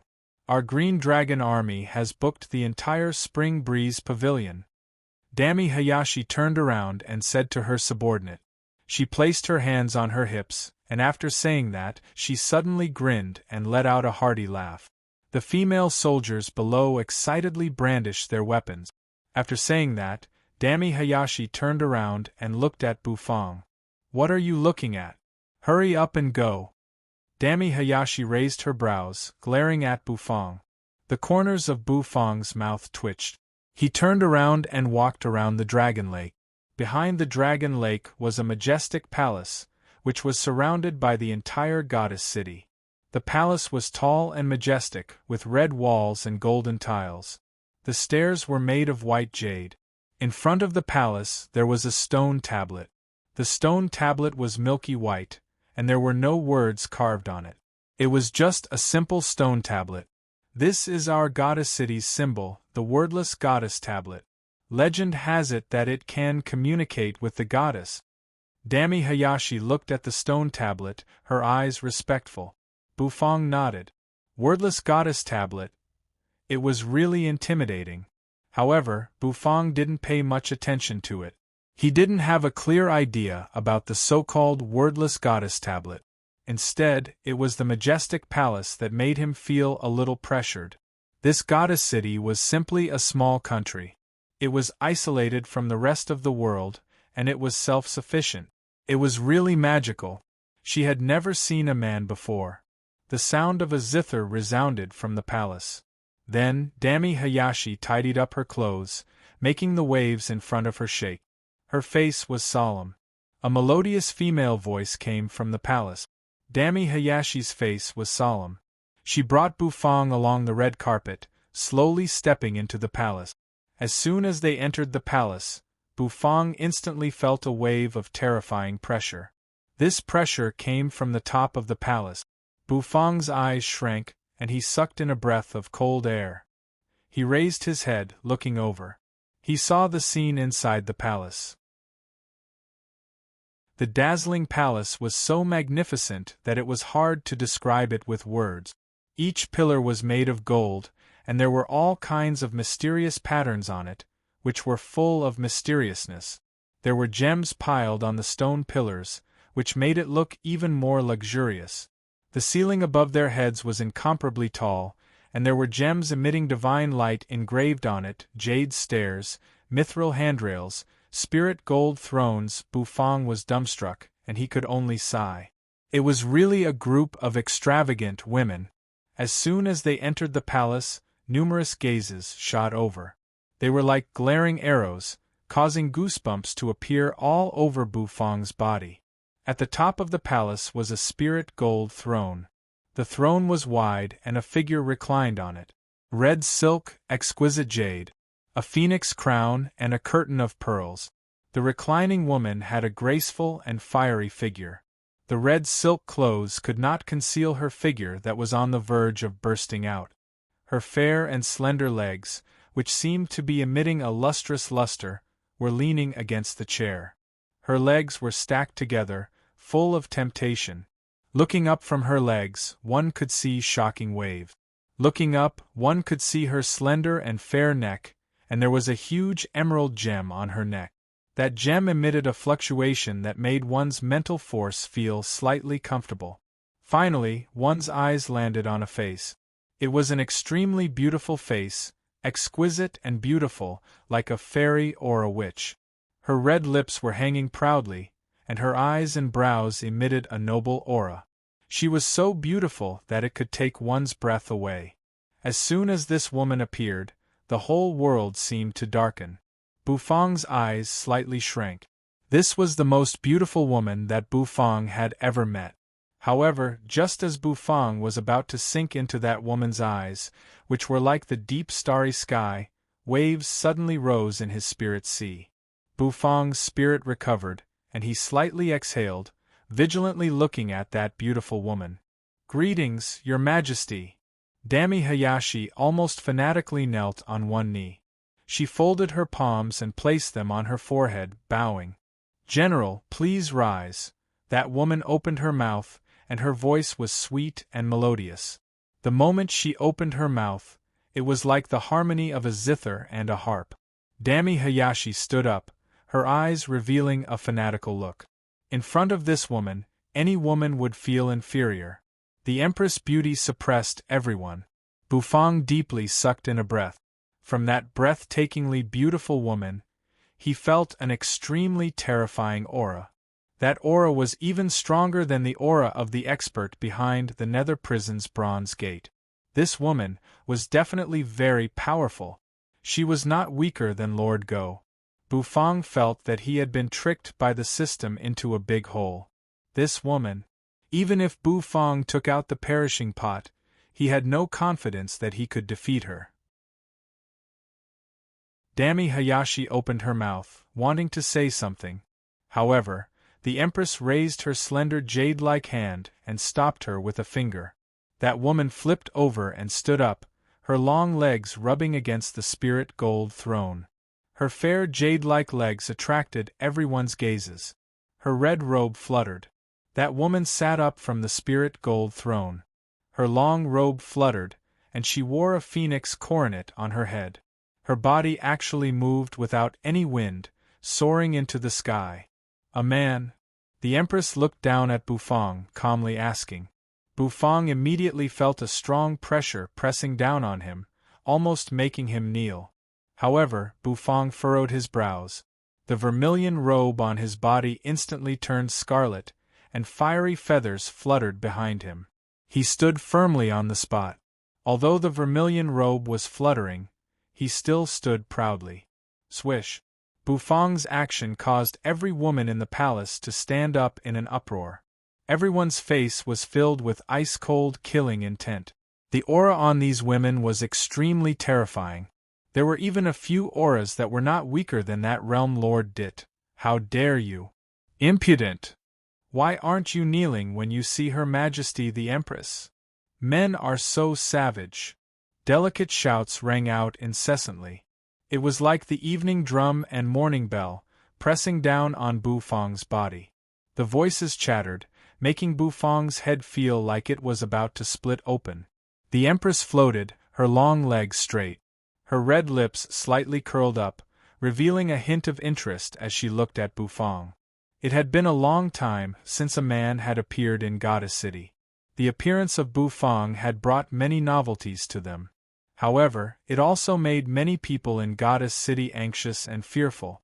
It was because it was recorded in the ancient books that every time a man appeared, he would bring misfortune to Goddess City. The chattering sounds rang out incessantly. The Empress did not stop him. Bufang felt extremely depressed. Enough, Bufang calmly said. No one cared about him.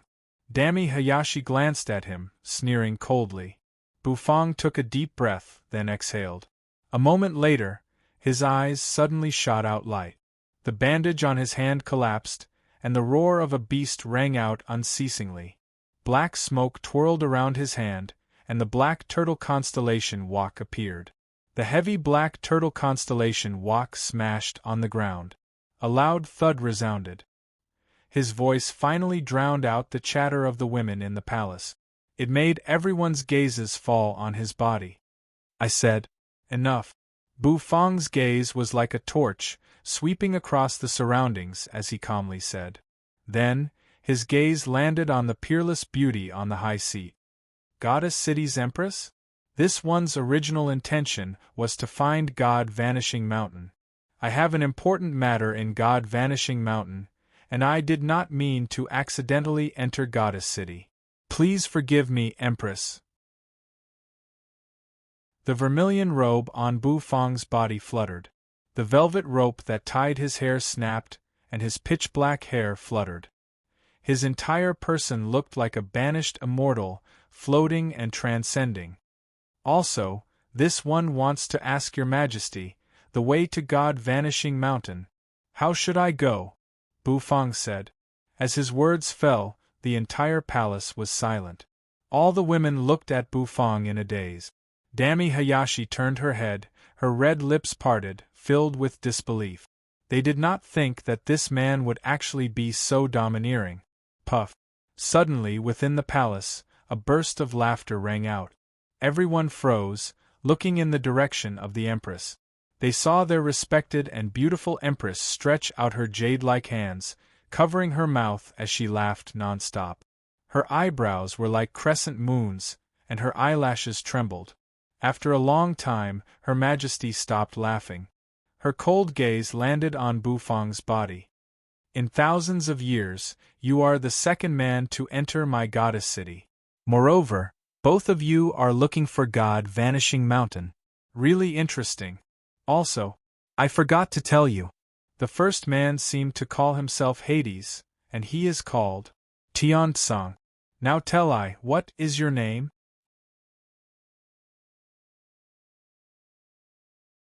Chapter 11:19. Now tell I, what's your name? The Empress' voice was very pleasant to listen to. It was gentle with a hint of coldness, and there was a hint of laughter in her coquettish voice, ringing in people's ears. However, the Empress' words caused Bufang to slightly freeze. He was the second man to enter Goddess City in thousands of years?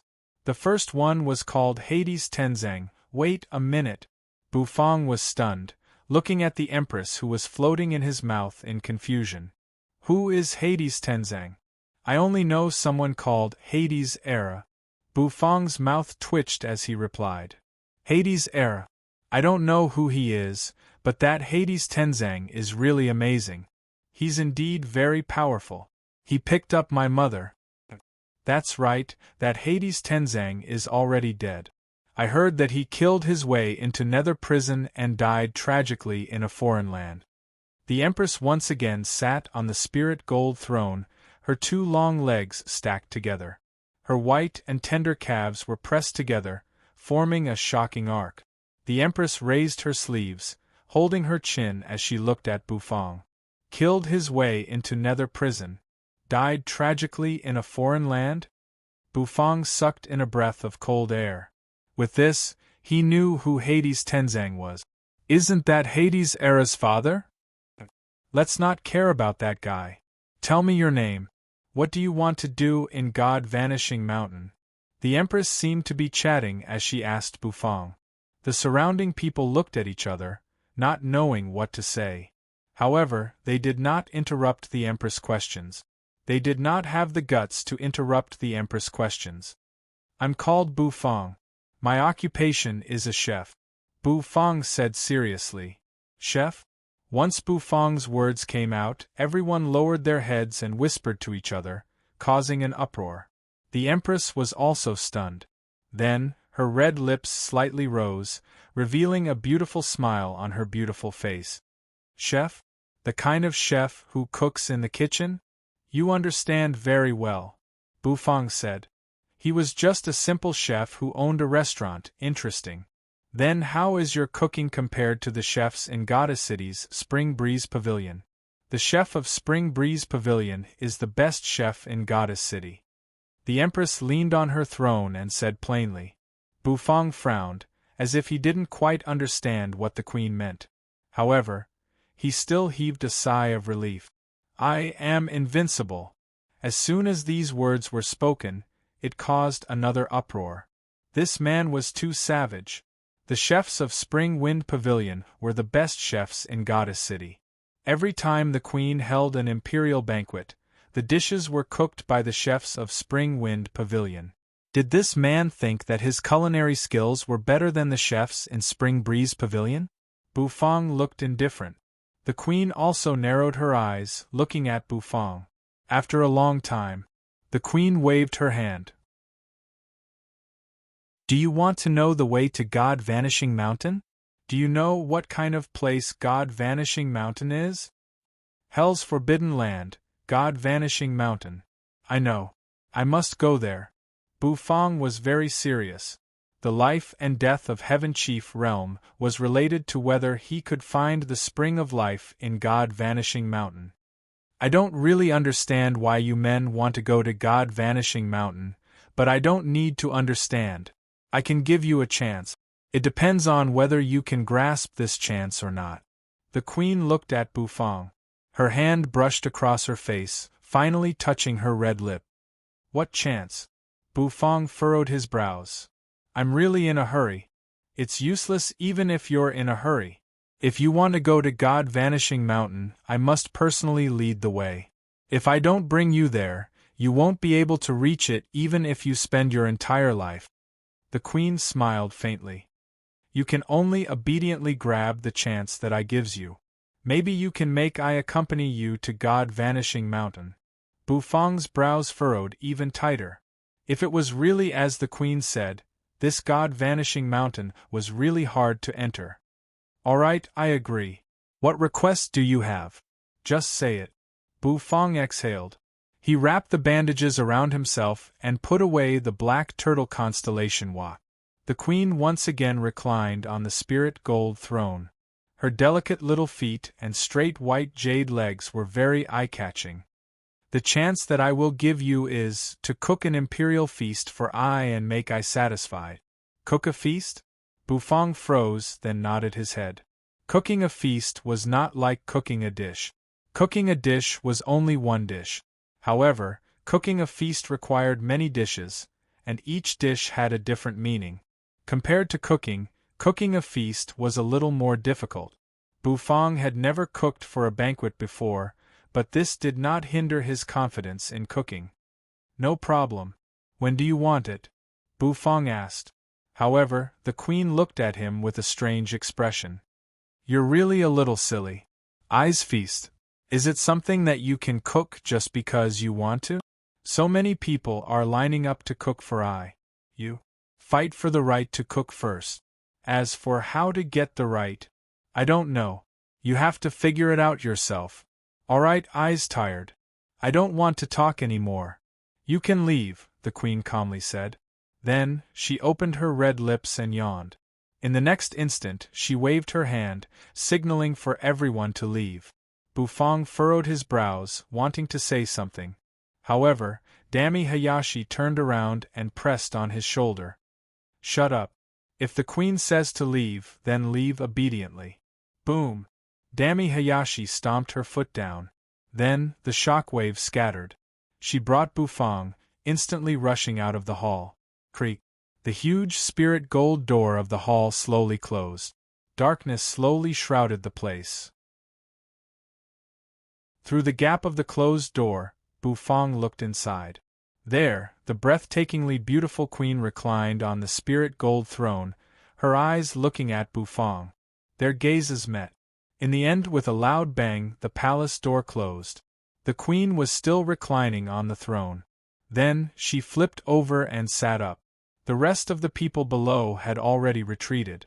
She stretched her body, and her breasts looked like they were about to burst out of her chest. The queen let out a soft snort. An ordinary chef can come to Goddess City? Do you really think that anyone can come to my Goddess City? I want to see how different you, a chef, are. The queen stuck out her tongue, licking her red lip. Suddenly, the queen narrowed her eyes. She lifted her head, as though she could see through the illusionary void. Then, a trace of joy appeared on her face. Outside the majestic Goddess City, the illusionary void was torn. The netherworld ship slowly sailed out from within. Yu's eyes were pitch black, veins bulging all the way to her ears. She looked at the majestic city gate in the distance. When Hua saw the big city, he crawled to the front of the ship, poking his head out, looking at it in astonishment. What a majestic city! And the aura is so terrifying. Goddess City is a forbidden land city. Behind it is the god Vanishing Mountain. Of course, it's not ordinary, Yu said. Suddenly, Yu's pitch-black eyes shrank. Then, she realized that the illusionary void beside her had been torn apart. A jade-white wrist, with red silk on it, suddenly hugged Yu's neck. Then, a graceful figure came out of it. Her white, slender legs were exposed in the air, making people's hearts surge. Oh, my sister Yu! You finally came to see me. The jade-white wrist hugged Yu's neck. In the next instant, she pressed Yu's head against her chest. That bottomless ravine caused Yu's head to be buried deep inside. Hua was dumbstruck. He looked at the woman who suddenly appeared. That woman was as dazzling as the stars. What was going on? Why did this woman hug Big Sister Yu the moment she appeared? Didn't Big Sister Yu say that Goddess City was full of flirtatious sluts? Was this woman also one of those flirtatious sluts? Nethery's head was pressed against the chest of this elegant, fairy-like woman, and she kept rubbing it. Yu struggled for a while. Finally, she broke free from the woman's wrist, her face cold as she exhaled. Biluo, as the queen of Goddess City, can you be a little more reserved? King Biluo pursed her lips as she looked at Yu. After looking for a while, she couldn't help but raise her hand, pressing Yu's head against her chest. Sister Yu, long time no see. You've gotten fatter. Let me hug you. The queen narrowed her eyes as she hugged Yu. Her posture was really alluring. Hua's triflower snake eyes rolled, as though she understood. No wonder Big Sister Yu said that Goddess City was full of flirtatious sluts. Indeed, it made sense. Aya, this little girl is so cute. Come, let me pinch you. After a long time, King Biluo let go of Yu's face. Then, her gaze fell on Hua. Her eyes brightened. Then, Hua couldn't resist being pinched. His chubby face kept changing as he rubbed it. Hua's face was filled with despair. What happened? Where was she? What was she doing? Yu rolled her eyes. After so many years, this woman was still the same. Buzz, King Biluo didn't say much. She pulled Yu and Hua into Goddess City. In the palace, on the spirit gold throne, Yu and King Biluo sat together. King Biluo pursed her lips, narrowing her eyes as she looked at Yu from head to toe. In the next instant, a slender finger touched Yu's forehead. In an instant, the emerald green light surged. The cursed snake on Yu's body appeared. Seeing the cursed snake, King Biluo's face turned ugly, and her eyes became deeper. The cursed snake still can't be removed? It really deserves to die. Poor Sister Yu. King Biluo held Yu's head, sighing inwardly. It's okay. With Bu Fang's dishes to suppress it, the curse won't wake up. Everything will be fine. Yu's eyes became much gentler as she said, Bu Fang? The man who barged into Goddess City? Hearing you mention Bu Fang, King Biluo was bewildered. Yes, Bu Fang is my boss. I'm a waiter in his restaurant. He will provide me with dishes that can suppress the curse in my body. Nethery pondered for a moment, choosing her words carefully before replying. What? That man dares to ask my sister Yu to be his waiter? He's so daring. Empress Biluo's eyes widened. This woman, even when she glared, she still had a beautiful appearance. It seems I have to throw that man into the dungeon. That way, Sister Yu will be free. Yu was a little speechless.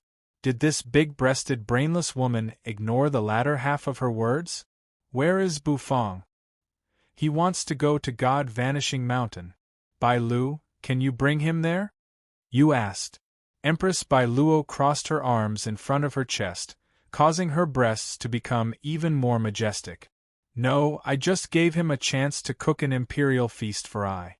If he can satisfy I will bring him there. Oh, even if I am satisfied, I don't want to bring him there. Now, he is squeezing Sister Yu dry, making Sister Yu be his waiter. I can't bring him there. Imperial feast? Yu was stunned. Yes, let's eat together. King Biluo smiled. Looking at Bai Lu's beautiful face and thinking about Bu Fang's imperial feast, Yu blinked and suddenly smiled. Alright. Outside Goddess City, Nether King Erha appeared with old Tai, who had a head full of white hair. Looking at the majestic Goddess City, Hades Era licked his lip. Duh. Goddess City? Tai naturally knew about Goddess City. Seeing that Lord Hades actually brought him here, his face was instantly filled with fear. Bu Fang young man is definitely in that city. Looks like we have to think of a way to enter the city. Hades Era narrowed his eyes and pondered. Your Excellency Hades, let's go. This is Goddess City. If His Excellency Yinglong finds out that we went to Goddess City to stir up trouble again, he will definitely make a big fuss. Tai almost cried. However, Hades Era didn't hear Tai's words. After a long time, his eyes suddenly lit up. He raised his hand and rubbed his face. Then, he looked at Tai with hope. Tai, please look at I's eyes and tell I seriously, how are your makeup skills? Can you make I as beautiful as a fairy? Hades Era said sincerely.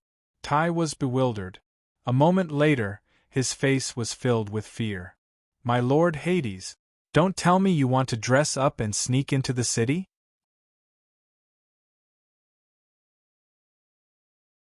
Chapter 11:20. Dami Hayashi pressed down on Bu Fang's shoulder, and the two of them left the palace and stood outside. The wind blew. The vermilion robe on Bu Fang's body returned to its normal state, changing back to its red and white appearance. The flaming wings on his back also gradually dispersed. Dami Hayashi let go of her hand, looking at Bu Fang with a strange expression. Man, your name is Bu Fang, right? Dami Hayashi asked. Bu Fang nodded. If it was possible, Bu Fang hoped that these women would call him by his name. Bu Fang felt that it was a little strange that they kept calling him man. Very well, then I will still call you man in the future. Dami Hayashi grinned, revealing her white teeth. Bu Fang. All right, I won't joke with you anymore. Since you have agreed to the Queen's request, then do your best to fulfill it. However, I can only tell you to act according to your capabilities. Dami Hayashi said. As she spoke, she walked out of the palace. Bu Fang furrowed his brows and followed. As the top restaurant in Goddess City, Spring Breeze Pavilion covers many businesses. Not only is it good food, but it also has singing and dancing performances. It is a place where many officials of the imperial court relax and entertain themselves. It is precisely because of this place that the dishes of Spring Breeze Pavilion cannot be underestimated. There is naturally a reason why it can attract so many customers. The two of them walked out of the palace area in a short while, arriving in front of the Dragon Lake. Dami Hayashi told Bufang some things about Spring Breeze Pavilion. Naturally, Bufang kept nodding his head. From Dami Hayashi's words, Bufang also understood that this restaurant, Spring Breeze Pavilion, was not ordinary. After all, there were many restaurants in Goddess City, and Spring Breeze Pavilion was able to stand out from the rest and become the most popular restaurant in Goddess City. Naturally, it was extraordinary. Moreover, the chef of the restaurant was capable of cooking for the Queen's imperial feast. I'm planning to hold a banquet for my men at Spring Breeze Pavilion tonight to celebrate. Ahem, do you want to come and have a look? Don't blame me for not helping you. Dami Hayashi put her hands on her hips and laughed heartily at Bufang. Bufang couldn't help but twitch his mouth. Bufang clearly heard what Dami Hayashi said to her subordinate. Wasn't it just a feast to celebrate his capture? Bufang didn't want to go to this kind of banquet. It felt weird. Forget it. You don't look like you want to go. I'll take you to your place now. Dami Hayashi shrugged her shoulders. Also, I want to give you a friendly reminder. As the only man in Goddess City, you should pay attention to your identity. Don't go out if you don't have anything to do. Be careful of being targeted by some women with bad intentions. I heard that men are. Dami Hayashi's eyes swept over Bufang with a strange gaze. His gaze was filled with deep meaning. Looking at her, Bufang was dumbfounded. What the hell? However, Dami Hayashi didn't say much. Shortly, she brought Bufang out of the square, entering the bustling city. Bringing Bufang, they turned left and right, and in the middle of the crowded city, they found an ordinary inn. I don't have much money. You can stay here for the time being. Don't worry. Goddess City's security is pretty good. As long as you don't run around, nothing bad will happen, Dami Hayashi said with a smile. Oh right. Although Her Highness gave you a chance, she gave you a deadline. Goddess City's Goddess Day will be held in 7 days. So, if you want to cook the imperial feast for Her Highness, you'd better get the qualification within 3 days. That's because the standard for the imperial feast requires 4 days to prepare. Oh, by the way, if you get the qualification to cook the imperial feast, but if your imperial feast doesn't suit Her Highness' taste. Dami Hayashi looked at Bufang with a strange gaze. Until Bufang's scalp went numb, she raised her hand, making a slight movement on her neck. Then, the corners of his mouth curled up, revealing a bright smile.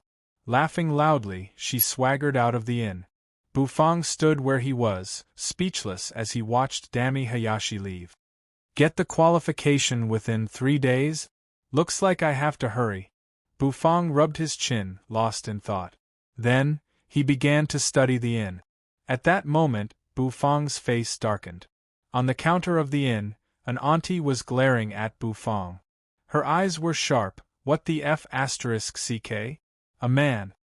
After staring at Bufang for a long time, the auntie finally opened her mouth. Her voice was like a thunderclap, startling Bufang. The auntie wiped the saliva from the corner of her mouth and said, "Man, are you a room? The best room costs 100 nether crystals."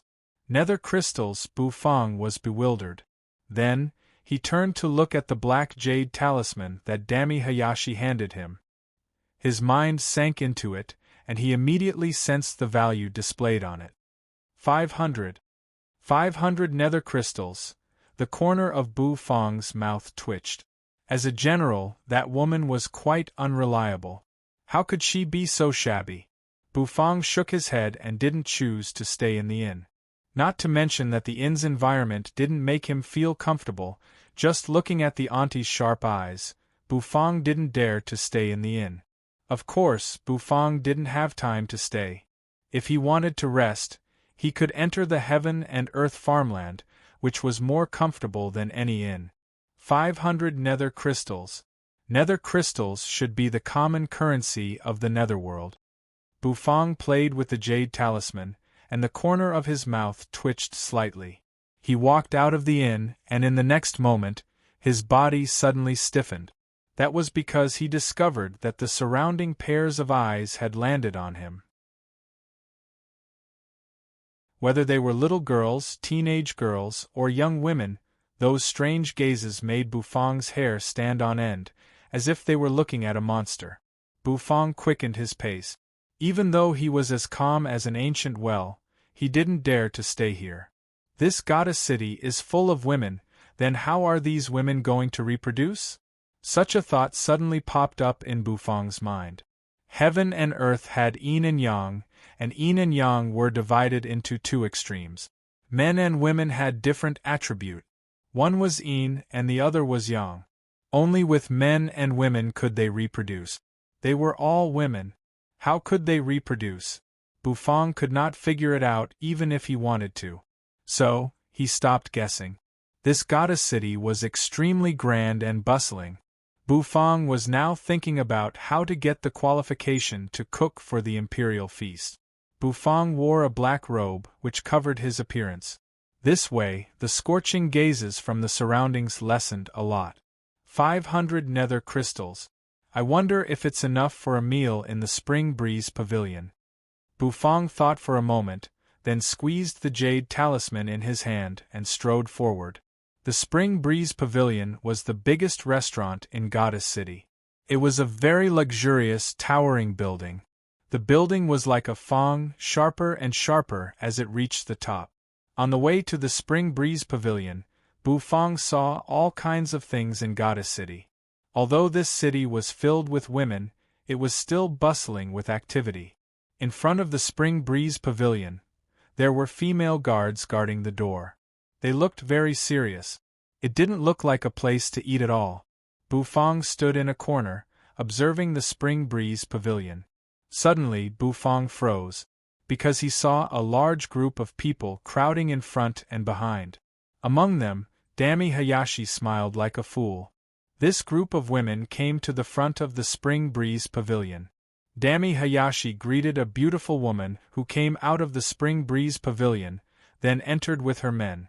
Some people entered the Spring Breeze Pavilion, and naturally, some people came out of the Spring Breeze Pavilion. A strong smell of alcohol wafted out from it. Many drunk women walked out from it, swaying left and right. After a while, a giant red dragon flapped its wings and landed in front of the Spring Breeze Pavilion. Those guards moved instantly. The beautiful woman who greeted Dami Hayashi ran out. A beautiful woman in a scarlet robe gracefully walked down from the Crimson Dragon. Although she wasn't as beautiful as the queen, she was still beautiful. That woman's identity seemed to be very noble. The beautiful woman escorted her into the pavilion. The guards also dispersed. Bufang exhaled. It turned out that the guards were here to welcome the woman riding the red dragon. Roar! The red dragon was much more violent than the green dragon. It stopped in front of the Spring Breeze Pavilion, and many people didn't dare to approach it. A terrifying aura diffused from the red dragon's body. Its dragon scales reflected a metallic luster, which were incomparably sharp. The red dragon exhaled hot air from its nostrils. Then, it lay on the ground, wagging its tail. Its eyes shrank. Not a bad ingredient. Bufang looked at the Crimson Dragon and murmured. This red dragon wasn't bad at all. Although it wasn't as good as the Torch Dragon he had seen, and the Yinglong he had seen in the Heaven Chief realm, it wasn't as good either. However, Bufang knew that this red dragon had a lot of true dragon blood. It can become a dish in the imperial feast. Bufang was so happy. After that, he clasped his hands behind his back, wrapped in a black robe, and slowly walked away. He walked toward the gate of the Spring Breeze Pavilion. The red dragon was very violent. Its head was pressed against the ground, and its nostrils fumed hot air, almost melting the ground. All of a sudden, the red dragon's eyes locked on Bufang, who was wrapped in a black robe. Someone dared to swagger in front of her? The red dragon slightly parted its mouth. Flames seemed to be escaping from it, its dragon eyes gazing at Bufang. Just as Bufang walked past her, the red dragon was enraged. With a rumble, it got up from the ground. Its head moved forward, opening its mouth at Bufang as if it was about to roar. Bufang paused. Many people around took in a breath of cold air. They looked at Bufang as if they were looking at a dead man. There were so many ways to go. Why did this man have to walk in front of the red dragon? Everybody in the city knew that the red dragon of the great General Qi Si had a bad temper. The red dragon flapped its wings, stirring up gusts of wind. Bufang furrowed his brows. He indifferently cocked his head, glancing at the red dragon. In his spirit sea, the gold divine dragon let out a deafening dragon roar, its voice soaring to the sky. Bufang stared at the red dragon, his pupils seeming to have the gold divine dragon twisting inside. A formless dragon's might immediately spread out, golden light burst out. The red dragon was about to roar, but it got stuck in its mouth. Struck by Bufang's dragon's might, it lay on the ground, not daring to move. It didn't even dare to flick its tail. The red dragon looked at Bufang with awe and admiration. What? Bufang was a little surprised. Then, the corner of his mouth twitched. The dragons in Goddess City were all female. He had used the gold divine dragon's might to suppress them, but the gold divine dragon seemed to be AF * king male. Letting out a sigh, he nodded to the red dragon with a serious expression. Then, Bufang clasped his hands behind his back. His face didn't blush, and his heart didn't jump as he walked toward the Spring Breeze Pavilion. The person in charge of the Spring Breeze Pavilion had long been dumbfounded. Which expert was this? With just a glance, he actually made Lady Qi Si's red dragon not dare to be presumptuous instantly. The guards even forgot to ask about Bufang's identity. When they came back to their senses, Bufang had already disappeared through the door. Everyone was shocked to see the red dragon lying on the ground, sticking out its tongue and licking its claws. That obedient red dragon. Was it still Lady Qi Si's terrifying red dragon? That black-robed man just now. Who was he? In front of the city gate, a series of knocks rang out. In the quiet night it was so clear. The two female guards were stunned. They looked at each other in confusion. It was so late at night, and someone was knocking on the city gate? Creak. The two of them opened the city gate, leaving a gap. Boom. The two of them jumped down from the high wall. With a loud crash, they landed on the ground, stirring up dust. Holding their spears, they looked straight at the gap. There, a swaying figure walked with enchanting cat-like steps, striding over. The two guards were instantly stunned. When the light shone down, they could see the person's face clearly. That person's face was covered with white powder, which was so thick that it looked like it was about to fall off. She had a thick blush on her face, and those big red lips made the two guards shudder. A head full of curly hair spread out. Her waist was swaying and her chest was piled high. Her long skirt wrapped around her legs, showing her figure. It was quite rough. Two officials, this little girl has walked for a long time, and finally found the city. The woman squeezed her handkerchief, her voice dry and hoarse. The two guards were dumbfounded. It's so late at night, why are you dressed up like a ghost? The guard frowned, swinging his spear, blocking in front of the woman. What do you mean, neither human nor ghost? This is this queen, this woman's meticulous disguise. If you don't know how to appreciate it, please shut up. The woman instantly widened her eyes. With such a glare, the powder on her face fell a few times. The two guards looked at her with goosebumps all over their bodies. No, this woman is definitely strange. Come with us. You're bullying a good girl. This isn't right. The woman instantly became anxious. Suddenly, a wave of nether energy erupted from the woman's body. Her figure instantly disappeared. He pointed two fingers at the foreheads of the two guards. The two guards instantly went limp and fell to the ground. After dealing with the guards, the woman heaved a sigh of relief. She kicked away her embroidered shoes, revealing her big feet, which stepped on the ground. With a ripping sound, her long skirt was torn, revealing her hairy thighs. This female dress really doesn't suit I. Only that exhibitionist from the Heaven Chief realm is suitable for this kind of dress. Fortunately, I entered Goddess City. Let's first find young Bufang. Young Bufang, please don't be beheaded by that woman by Lu, holding the torn skirt. Hades Era hurriedly strode toward the city. Outside the door, the white-haired Tai held an eyebrow pencil, rustling in the wind.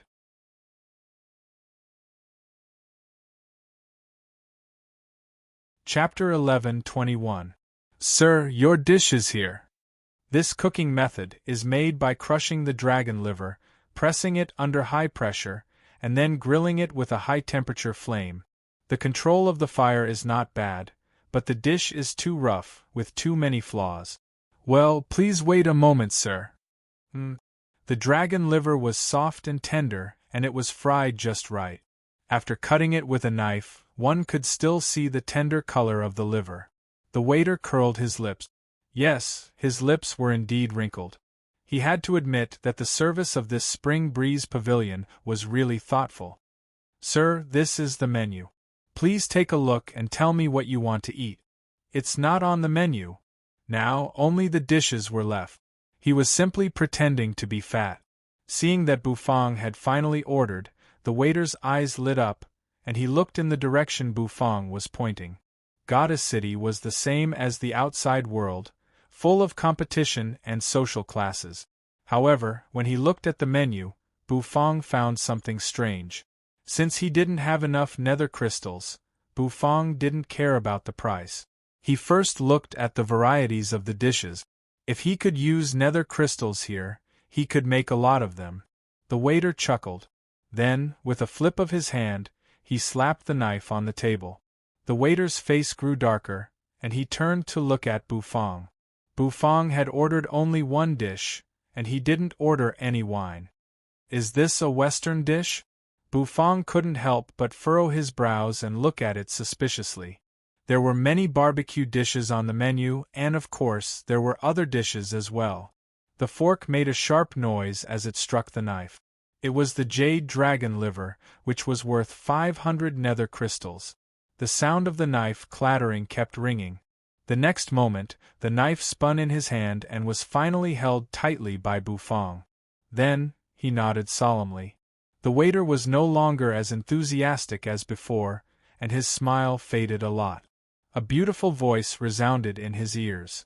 This voice became more and more pleasant to listen to, as though it had materialized into musical notes that lingered in his ears, causing the waves in his spirit sea to subside involuntarily. The waiter stood in the distance. When he saw that Bufang actually took out his own knife and fork, his face revealed a slightly surprised expression. Then, he curled his lips and looked at Bufang with disdain. The waiter said with a smile. His smile was very kind and amiable. He didn't show any contempt because of Bufang's previous question. Although he was dressed in a black robe and attracted the attention of many women, most people did not take Bufang seriously. Bufang stood on the spot, frowning slightly. He lifted his head and looked upstairs. The moment he stepped inside, he saw that the walls were made of a jade-like material. It was extremely warm and emitted a sparkling brilliance. Would you like to order this dish? This is our Spring Breeze Pavilion's famous dish. It's one of the chef's best dishes. After the knife and fork touched. Sir, you must be joking, right? Each floor was a wide circular area, with a spiral staircase in the middle. The steps of the staircase were made of obsidian, a type of stone that looked as smooth as water. A loud sound rang out and the dining table shook. Emerald dragon liver? Bufang furrowed his brows. Placed on the table, it emitted a sparkling brilliance. There was a dazzling lineup of dishes on the menu, densely packed. Whether it was the decoration or the service, Bufang was very satisfied with everything. If the dishes were not delicious, this Spring Breeze Pavilion could only rely on the service and decoration to scare people. In the end, it wouldn't last long. The waiter had never seen such a shabby appearance. Of course, the decoration of Spring Breeze Pavilion was even more luxurious than that of a high-end restaurant on Earth. "I want to see your Spring Breeze Pavilion, chef. Is that okay?" In the mouth, there was a kind of warm texture. After biting, the dragon liver's meat spread out like sand, filling the mouth. The chef of Spring Breeze Pavilion was so busy and noble. How could he come to see such an unknown person? "Shut up.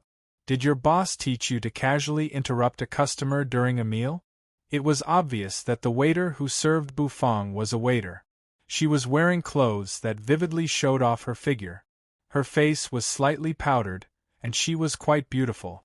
Basically, the number of dishes was 4-digit. "It's time for the star of our Spring Breeze Pavilion to appear. It's really a kind of happiness and enjoyment to hear her singing." The waiter raised his head, looking toward the upper floor. A melodious voice rang in his ears. The voice was very pleasant. Bufang took a deep breath. Facing the waiter's doubt, Bufang nodded without blushing. The waiter smiled and didn't answer. Then, he led Bufang to the second floor. At this moment, Bufang was seriously looking at the menu. Bufang flipped through the menu in confusion, but he couldn't find that dish. Suddenly, Bufang's hand shook. "Hello, are you here for a meal?" Lord Lu also looked at Bufang in disbelief. The style of the entire Spring Breeze Pavilion gave people a noble and tranquil atmosphere. "The best dish is the signature dish?" Bufang said. Dipping it in the sauce, Bufang put the piece of dragon liver into his mouth. Just as Bufang was thinking, these instruments from another world were different. The quality of the sound seemed to be warming the ears. "Then hurry up. I'm already very hungry." In an instant, the atmosphere became stagnant. Bufang knew that the waiter was looking down on him, but he didn't care. Bufang slightly opened his eyes. In the distance, the waiter had already walked over. He wasn't the owner of Spring Breeze Pavilion, but the chef of Spring Breeze Pavilion. Suddenly, the sound of high heels hitting the ground interrupted Bufang's thoughts. Bufang looked at the waiter's figure, who was about to leave. Finally, he found a seat on the second floor. Because the chef of Spring Breeze Pavilion was the soul of Spring Breeze Pavilion. As long as the chef was there, he could cook delicious dishes that could impress Her Majesty the Queen. There was music and delicious food. A look of envy appeared on his face. At this moment, the waiter who guided Bufang was smiling at a woman next to her. "Lord Lu, please wait a moment. This guest will be done soon. I'll talk to her. Today, Spring Breeze Pavilion's business is too good. It's not easy to find a seat." A gentle voice rang in Bufang's ears. Bufang still ate the jade dragon liver obediently. There were corridors around each floor on which there were tables. Many people were sitting at the tables, shaking their wine glasses and closing their eyes to enjoy the rare tranquility. But now, this unknown person had appeared and was looking for a chef. It was a restaurant that left Bufang in a trance. The waiter helped Bufang pull out a chair and took out a piece of white cloth from his spatial accessory. Indeed, although the decoration was splendid, it wasn't the kind of splendor of a palace. Instead, it gave Bufang the feeling of a high-end Western restaurant on Earth. Vermilion fruit wine dragon steak? Who had the highest status in Spring Breeze Pavilion? Bufang glanced at the name of the first dish, making a sound of surprise. This high-end Western restaurant style made Bufang a little dazed. Bufang was very calm. Of course, he had no other choice. The people around him were slightly bewildered. Many people turned to look at him. On every floor there were young women singing. With a glance, the waiter's face froze. That was the status of Spring Breeze Pavilion. However, he could only use nether crystals. Forget it. The fork stabbed into the dragon liver, and the knife slightly cut down, cutting off a piece of dragon liver. A clear sound rang out. It was a round plate, which was made of a jade-like material, engraved with pale golden patterns. Bufang raised his hand, gently tapping on the table. "It's really nice," however, with a glance Bufang's face froze. The waiter left. Before leaving, He gave Bufang a disdainful look. The noble Spring Breeze Pavilion did have its own uniqueness. Sir, please sit down. It wasn't that the dragon liver didn't taste good. In fact, the taste of this dish was passable. His face became much more solemn. The knife and fork gently touched each other. Bufang raised his hand, stroking the white cloth. Immediately, he felt the material of the white cloth. The fragrance of the dragon liver spread completely, covering his tongue and taste buds. Not only the singing, but there were also many musical instruments accompanying it. This dish could only be regarded as barely edible. The woman called Madame Lu glanced at the dish on Bufang's table. Her red lips curled into a disdainful smile. Thus, Bufang had to prepare it himself. The main food tasting would start from the second floor. The waiter didn't prepare any utensils for him. However, before she could finish, she was coldly interrupted by Bufang. Sir, you can only have a chance to taste the roasted bywing dragon on the highest floor of the Spring Breeze Pavilion. Moreover, the chef only cooks it once a month. This dish is Her Majesty's favorite, and it's the finale dish of every imperial feast. The waiter was very proud, explaining to Bufang. After tasting it, Bufang made a judgment in his heart. After dilly-dallying for so long, he actually ordered the cheapest dish on the menu. Even if the waiter had undergone formal training, he couldn't help but show a trace of disdain. Sir, the white cloth shook, spreading on the table. The waiter's eyes widened. Bufang stuffed a piece of dragon liver into his mouth, glancing at the waiter. This restaurant seemed to be able to wash people's souls. All right, give me this dish, Wang Yao said. Suddenly, that woman obviously didn't expect that Bufang would actually ask such a question. After all, those who could enter the Spring Breeze Pavilion were all people with status. Even if they weren't noble officials, they were wealthy merchants in the city. This made Bufang couldn't help but exclaim in admiration. Although you can't eat the chef's cooking on the second floor, the chef's apprentices can show the original taste of this dish, the waiter said with a smile. In the past, Bufang had cooked papillion steak. Tasting papillion steak required a knife and fork, so Bufang had tools. Bufang calmed the doubts in his heart, nodding. Suddenly, he thought that he had returned to a high-end restaurant on Earth. Two figures seemed to be standing on the side of his table. Buzz, however, the price behind it made Bufang's heart jump. Then, a knife and fork appeared in his hands. An imperial feast dish? Bufang ate. The more Bufang looked, the stranger his face became. Bufang wasn't unfamiliar with dragon liver. After all, he used to have a dish called dragon liver popsicle. However, that dish needed fruit vinegar to show its deliciousness. Many people's eyes also swept over. No chopsticks, no knife and fork. This was Bufang's final evaluation. The taste filled his mouth. A melodious song suddenly rang out, going along the spiral staircase, lingering in everyone's ears. It made their hearts calm down, and they couldn't help but stop to watch.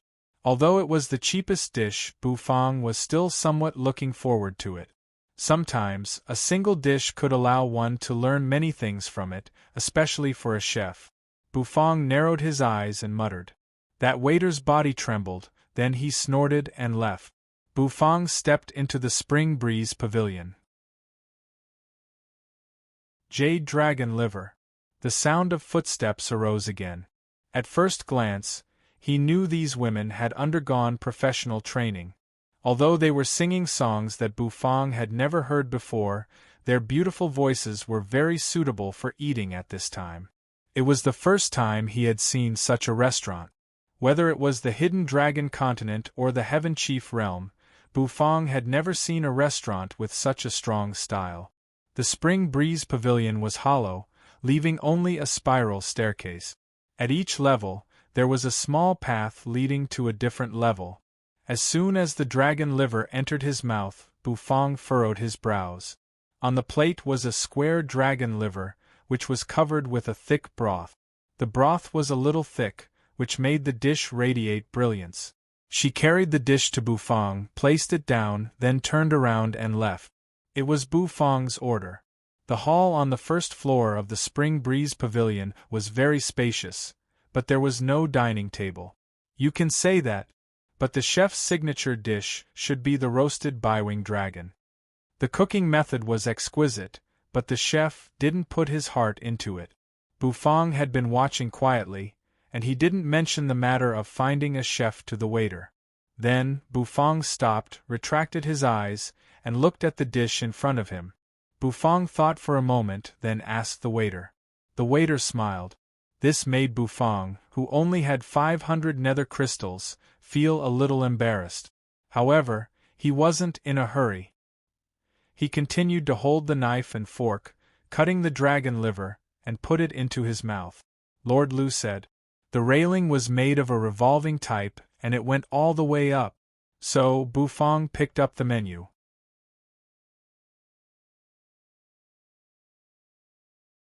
Chapter 11:22. Bufang's action attracted the gazes of many people in the surroundings. With such a big commotion, it was hard not to attract people's attention. The waitress was also startled. She never thought that Bufang would dare to make trouble. Someone dared to make trouble in Spring Breeze Pavilion? Who the hell did he think he was? Spring Breeze Pavilion was a restaurant specially cooked for the Empress.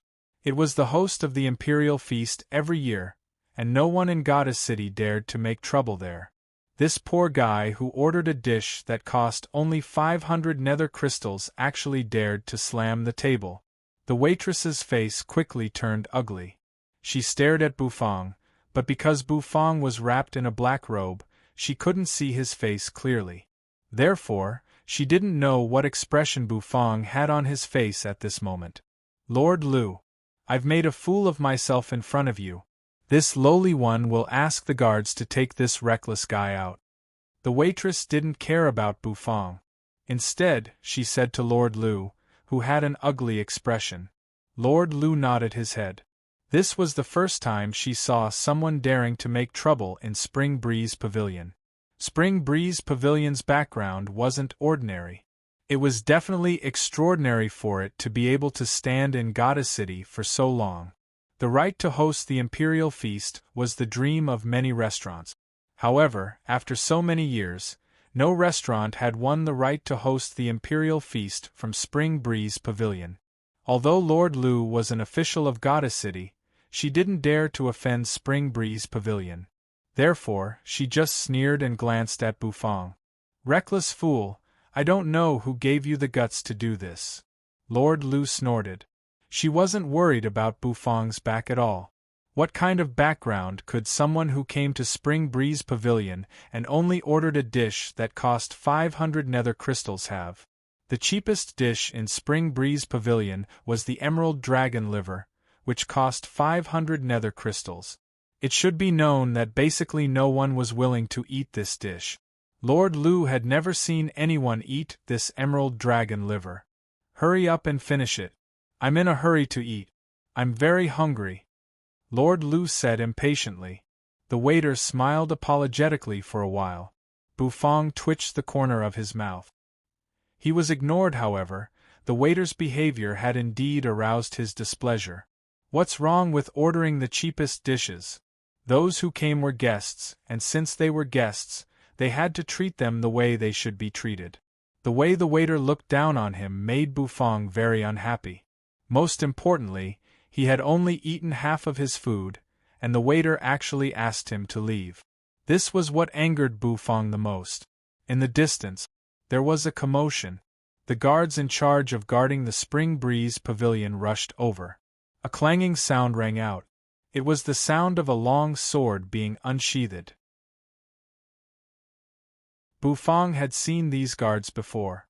They were the guards who had respectfully welcomed the woman riding the red dragon. He didn't expect these people to move so quickly.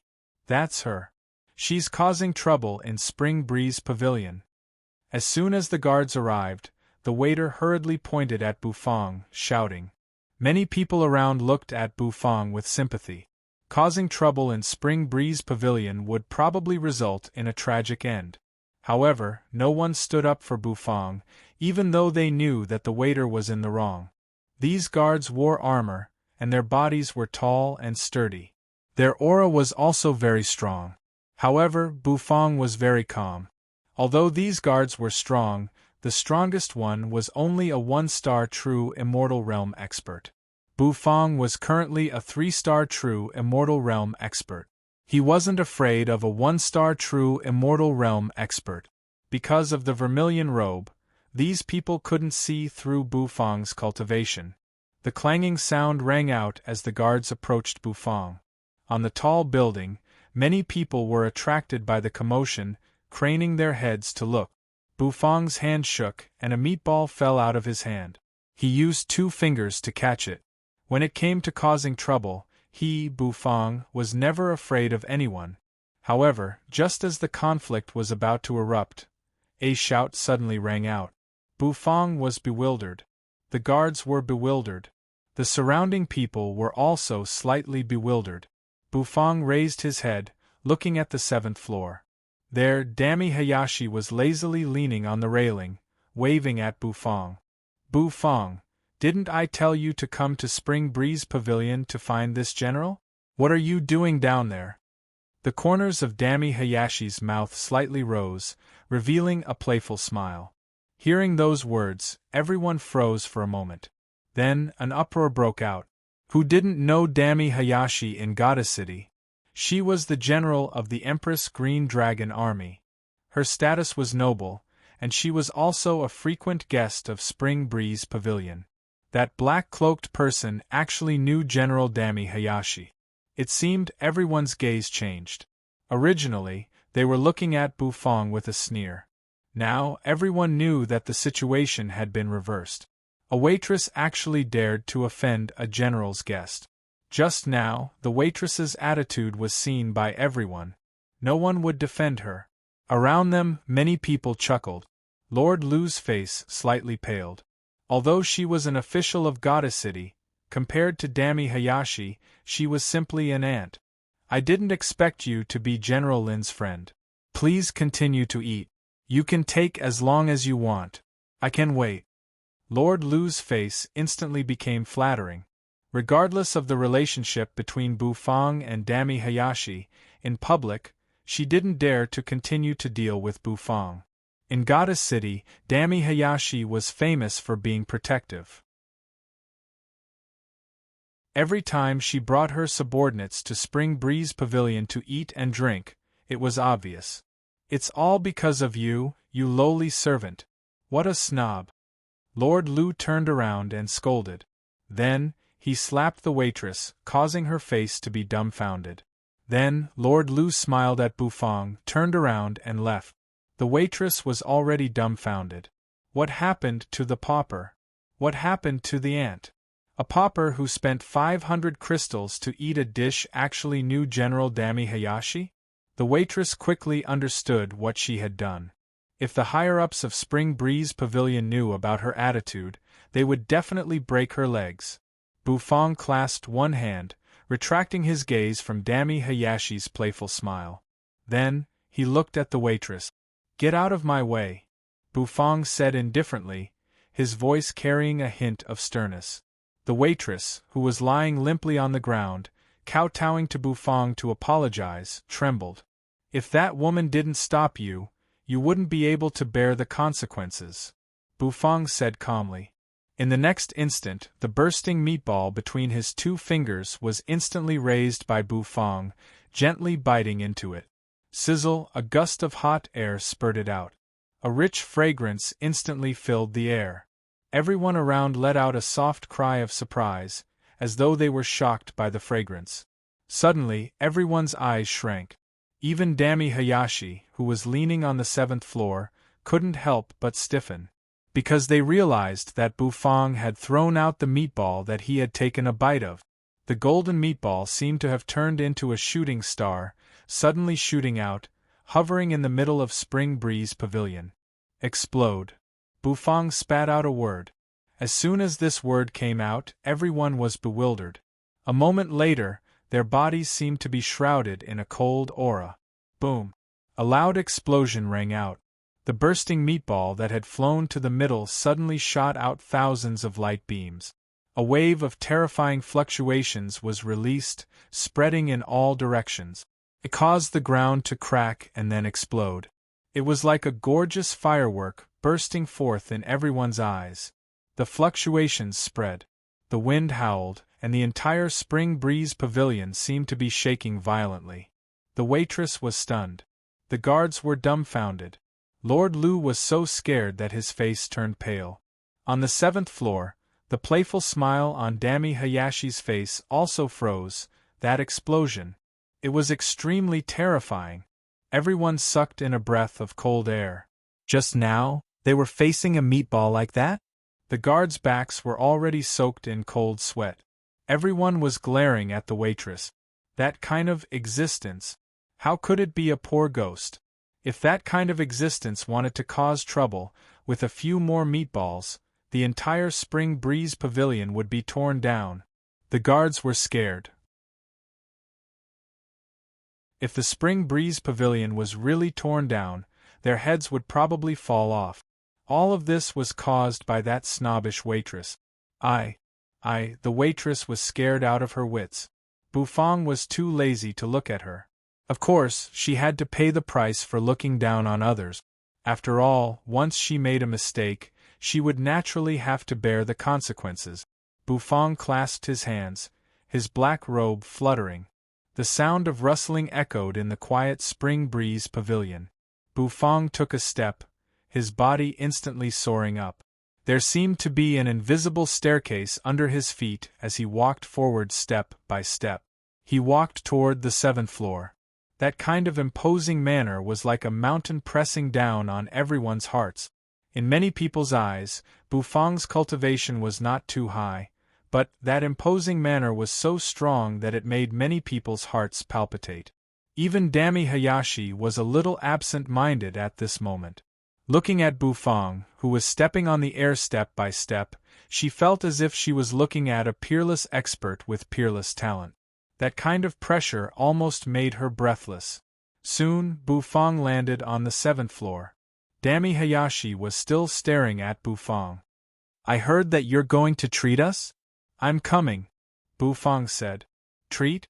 Dami Hayashi came back to her senses, the corner of her mouth twitching. This man was really shameless.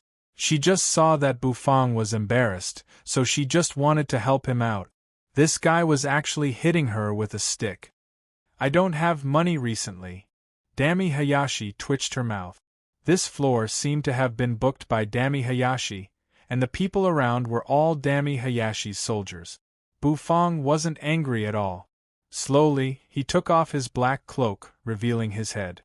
As soon as Bufang's face appeared, the entire Spring Breeze Pavilion instantly burst into an uproar. The clamor resounded endlessly. "A man! It's actually a man! I heard that Her Majesty just met a man today. Is it him?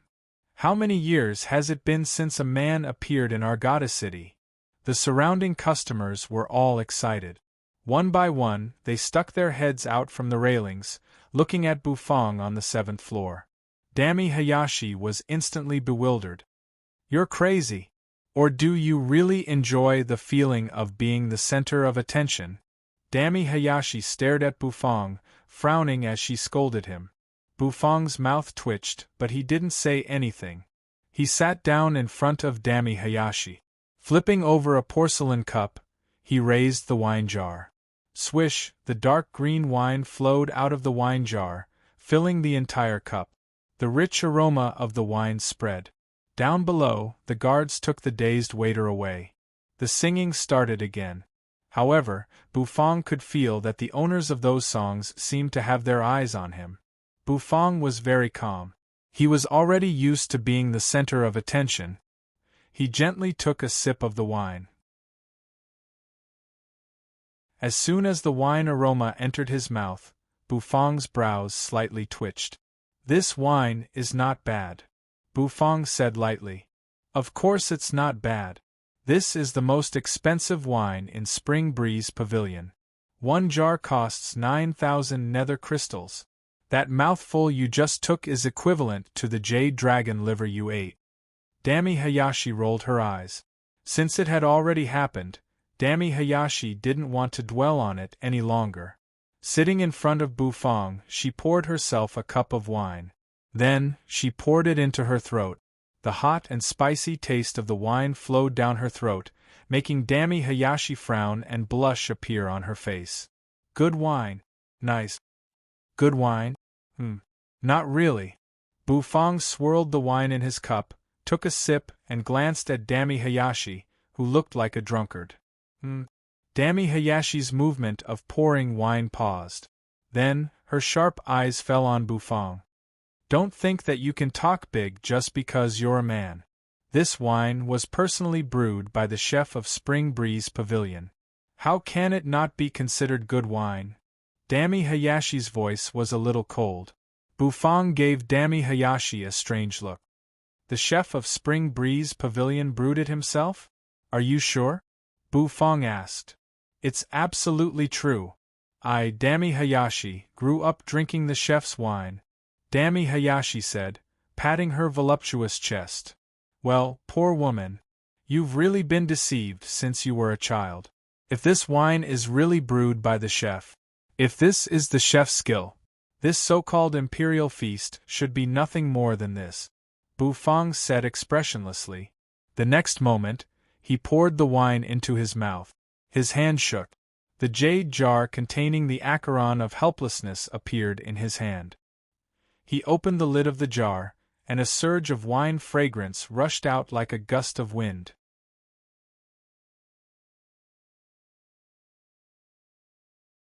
Chapter 11:23. As soon as the wine aroma wafted out, the whole place fell into silence.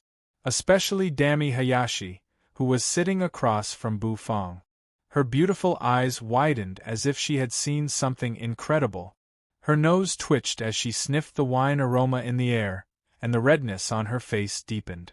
It smells so good. This wine aroma.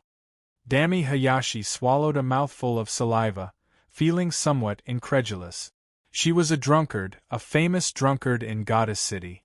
As a general, Dami Hayashi lived a hard life, mainly because she used all her money to buy wine.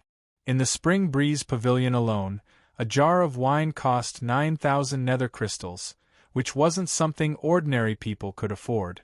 Only someone as rich as Dami Hayashi would often come here to drink wine.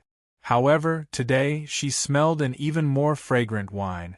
The wine aroma seemed to have a magical power, constantly twining around and filling her nostrils. It tempted the wine worm in her stomach, making her want to drink more. This is your wine? Dami Hayashi was almost bewitched as she asked. This wine is called Acheron Helplessness, and I brewed it with great care, Bufang said faintly. His hand shook, and a blue and white porcelain cup appeared in his hand. He poured the wine into the cup, and his exquisite voice rang out. The wine gently knocked against the cup, producing a sound that was intoxicating. The wine aroma became even more mellow. After lingering in the cup for a while, it became even thicker. Under Dami Hayashi's envious gaze, Bufang grabbed the wine cup and brought it to his mouth. Sizzle! As the wine entered his throat, it instantly slid down his throat and poured into his stomach. A feeling like a flame was burning instantly filled Bufang's body. The taste of the other wines completely disappeared at this moment. Bufang narrowed his eyes, feeling the wine aroma swirling in his mouth. Dami Hayashi's gluttony was stirred up, making her feel extremely uncomfortable. He reached out his slender hand toward Bufang's wine jar. However, Bufang naturally knew what she was going to do. He slammed his hand down and pressed it against the green jade wine jar. He lifted his eyes and looked at Dami Hayashi. His lips twitched as he asked, "Do you want to drink?" Dami Hayashi blinked and nodded repeatedly. "Just give me a mouthful." Dami Hayashi grinned. Bufang didn't answer. Instead, he poured himself another cup. The wine was poured into the blue and white porcelain cup, and the fragrance of the wine filled the air. "It's not impossible, but you have to treat me," Bufang said. "It's just a treat." This general will take care of it, you can eat whatever you want. Dami Hayashi patted her voluptuous chest, and said with great generosity. Bufang's eyes became playful. Very well, you said it yourself. Bufang grinned. His hand shook, and another blue and white porcelain cup appeared. He flicked his finger. Instantly, a wisp of wine shot up from the jade jar, falling into the blue and white porcelain cup, swaying in the air. A moment later, Bufang flicked his finger on the cup. That cup of wine gently swayed and floated toward Dami Hayashi. Dami Hayashi's eyes lit up. She reached out her hand, carefully receiving the cup of wine. Then, she poured the wine into her mouth. Gulp, gulp. After tasting it, her whole body slightly trembled. Dami Hayashi looked at Bufang, her face full of disbelief. Bufang's wine really crushed the chef's wine. Your wine is not good. Although the ingredients are top-notch, the brewing technique and processing method are a little out of practice. Obviously, it's not from your so-called chef's hands. Bufang said. Impossible. Spring Breeze Pavilion can't fool me with trash. Dami Hayashi was instantly enraged. She trusted Spring Breeze Pavilion a lot. 70% newcomer's wine, 30% chef's wine. You just drink until you're drunk. How can you understand the taste? Bufang picked up the wine lid, covering it to stop the wine fragrance from spreading. Then, he waved his hand and the jade jar disappeared. Drinking the wine in his hand, Bufang gently exhaled. Around them, many people's gazes were focused on Bufang and Dami Hayashi. When Bufang said that the wine they were drinking was not personally brewed by the chef, many people's faces changed. Buzz, the sound of a zither resounded through the entire Spring Breeze Pavilion. The beautiful and melodious singing instantly filled the air. Swish, the red satin fluttered, and many figures stood up from the edge. They jumped down and danced in the air. Her enchanting figure and beautiful dance made many people forget what Bufang had said just now, and they all cheered and applauded. Dami Hayashi also grinned, putting her palms together, clapping and giggling. Chef Jing Yuan has personally cooked the vermilion fruit wine dragon steak for the Red Dragon Army's General Qi Si. A melodious voice rang out, filling the entire Spring Breeze Pavilion. Dami Hayashi's originally giggling face suddenly froze. Then, she curled her lips and snorted. Bufang froze. Vermilion fruit wine dragon steak. Wasn't it one of the signature dishes of Spring Breeze Pavilion that he had seen on the menu before? How could a dish appear in such a solemn manner? Swish. The dancers fluttered in the air, and soon, they landed on the 8th floor. Opposite them, Qi Si, who was wearing a fiery red robe, raised her cup and drank, smiling faintly as she looked forward to the next dish. As the sound of the zither became more intense, everyone's eyes shrank. They looked over and saw a beam of light bursting out from it. In the next instant, a woman wearing a white chef robe slowly flew down from the top of the building. The silver lid covered the plate, making it impossible to see the appearance of the dish inside. However, the faint fragrance in the air was like a thick stream of water flowing into people's chests. Bufang's brows slightly furrowed, looking at the woman in the chef robe. Without a doubt, that woman should be the chef that Dami Hayashi had mentioned. She was also the person in charge of the imperial feast. This time, the Spring Breeze Pavilion was not in vain. It was not bad to be able to meet this so-called chef. Swish. The chef's cultivation was obviously not weak. Her feet stepped in the air, and soon she floated on the 8th floor. General Qi's hair fluttered, and her beautiful face had a touch of coldness.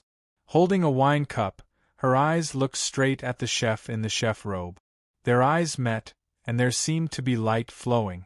Great General Qi Si, the dish you ordered, vermilion fruit wine dragon steak, is here. The woman opened her mouth, and her voice was like a bird's cry in an empty valley, making people slightly dazed. The corner of Qi Si's mouth slightly rose. She turned her head and looked at the plate covered with a silver lid with some expectation. At this moment, everyone stopped what they were doing and looked at the dish. This dish was also one of the dishes in the imperial feast, and many people knew about it. Although everyone knew that this dish was in the menu, very few people would order it. It was because the price of this dish was too high. A dish as high as 100,000 nether crystals. No one was rich enough to spend money to eat it. Only Chi-Si, the great general of the Red Dragon Army, had this kind of wealth. Chef Jing Yuan landed in front of Chi-Si's table. She placed the plate down. With a wave of her hand, the tableware that was blooming with bright silver light was carefully placed in front of Chi-Si. Looking at the tableware, Bu Fong was slightly stunned. Bu Fong was very familiar with the tableware. The knife and fork were the same tableware that Bu Fong had used to eat the dragon liver. Chef Jing Yuan was very beautiful. The women in Goddess City seemed to be very beautiful, and it was rare to see an ugly woman. However, Chef Jing Yuan's beauty was that of a big sister next door, while Chi-Si's beauty was that of a killer. The beauty of the female King Biluo was a kind of high and mighty beauty that could not be desecrated. Dami Hayashi was a kind of silly beauty. Their beauty was different. Sizzle, a burst of hot air rose. White steam rose and gushed out from the silver lid. A fragrance seemed to have turned into a substance, instantly filling the air and lingering in the audience. Every diner in the Spring Breeze Pavilion narrowed their eyes, feeling the fragrance. Chi-Si was the first to bear the brunt, and she enjoyed the smell very much. Chef Jing Yuan's cooking is still as good as ever. Just smelling the aroma, I can't help but sink in, Chi-Si said. Then, the corners of her mouth curled up. She grabbed the tableware. The silver lid was lifted, and beams of light burst out from the plate. Inside the plate, a colorful brilliance burst out.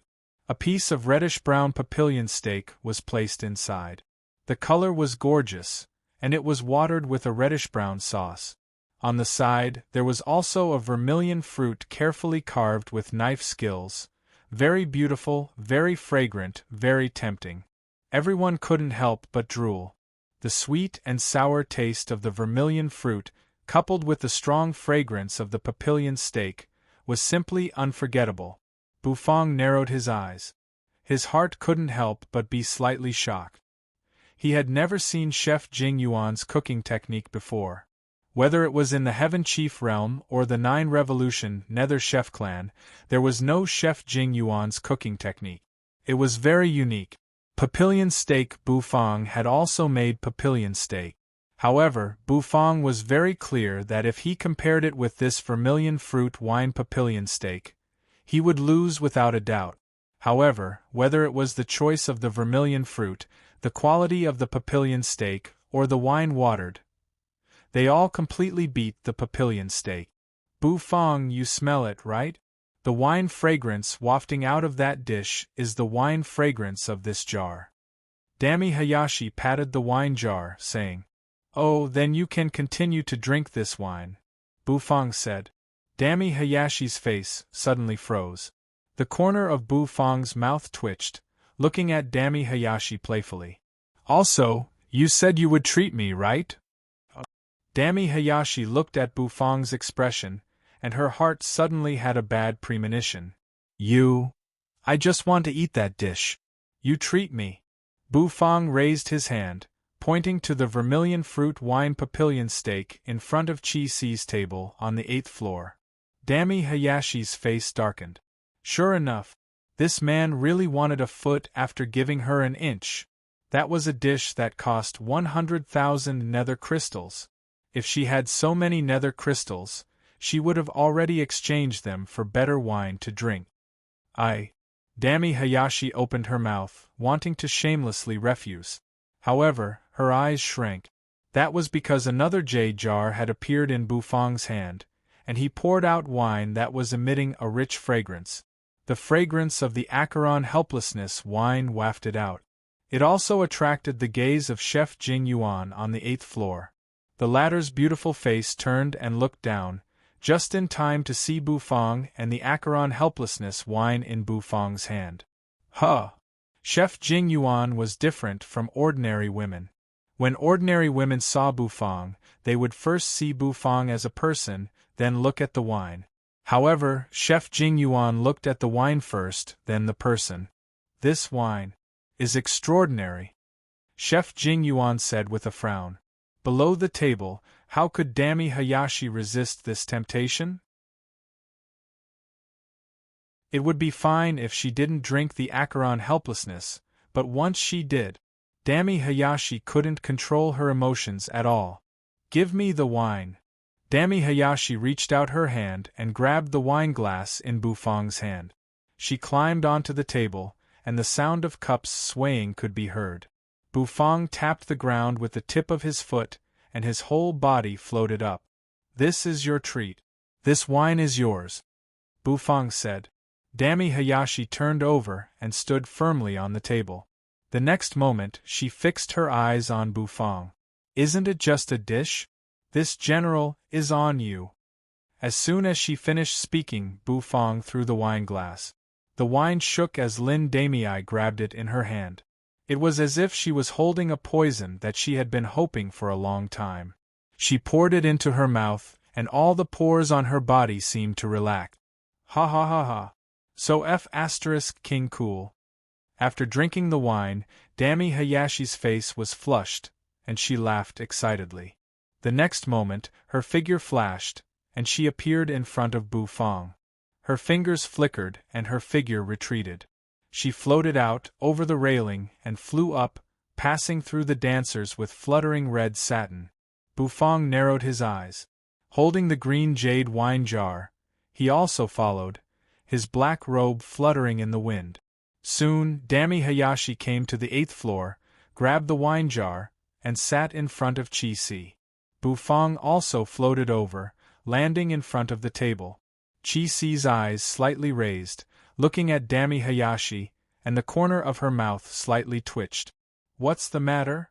Dami Hayashi rubbed her hot cheeks, grinned, and said, Old Chi, let me borrow your dish to treat a guest.